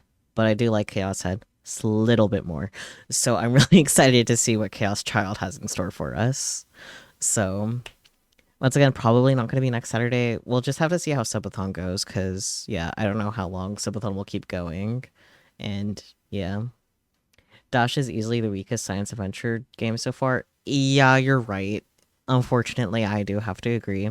While I am really happy with that final phase, really strong ending, honestly compensates for the weakness for the rest of it, but it was hard to get to this point. Still like it. Worth it. However, comma, I can understand if others didn't find it worth it. So, and I really hope that I don't have, I really hope, I love you, Daru. Please don't be a protagonist. Your voice is so hard on my throat. My chatters don't redeem hydrate enough to compensate. Fuck, my throat hurts. I wouldn't mind Daru being again, but just it can't be his POV for 90% of the game. Okay, it's not his POV for that much, but like, god fucking damn, dude. If you guys hear my voice struggling, use the hydrate redeem. Please, for the love of anything. Thank you. That's all. PSA, water your streamers. This has been my TED Talk. Chaos Child will be interesting. I am looking forward to Chaos Child. Because after Chaos Child, all that's left is watching Occultic 9, and then it's Anonymous Code that's next. Ignoring other side games anyways, because I haven't played Darling's Embrace yet, so like if I can't afford Anonymous Code by the time that's up on the chopping block, we can easily do Darling's Embrace, that's fine. We might need that kind of wholesome, silly side game content to recover from Chaos Child anyway. Let me double check though. I'm pretty sure there isn't anything else after. Yeah, Chaos Head, Steins Gate, Robotics, Nose, Chaos Child, Occultic 9, which doesn't have a visual novel. At least it hasn't been localized at all. It's all just Japanese, which isn't ideal. So it's like not even on Steam. It's just on the PS4, PlayStation Vita, and Xbox One. And yeah, an improved version was planned, but was ultimately scrapped because it was originally a light novel series, unlike the rest of them. But there is an anime, so after Chaos Child, watch party for Occultic 9. Maybe My Darling's Embrace if we don't get Anonymous Code, but yeah. But yeah, it's weird to say that we're almost done with the Science Adventure series because we do know there's another, like, Steins Gate-ish game coming out. It's like the Chaos Child for Steins Gate. We don't know when that's coming out. That might come out by the time we're done with everything else, so we'll see. We're still playing a long game of catch-up. But yeah, I guess as far as YouTube recording goes for the edited series, that's it. I don't have any further thoughts about that, so bye.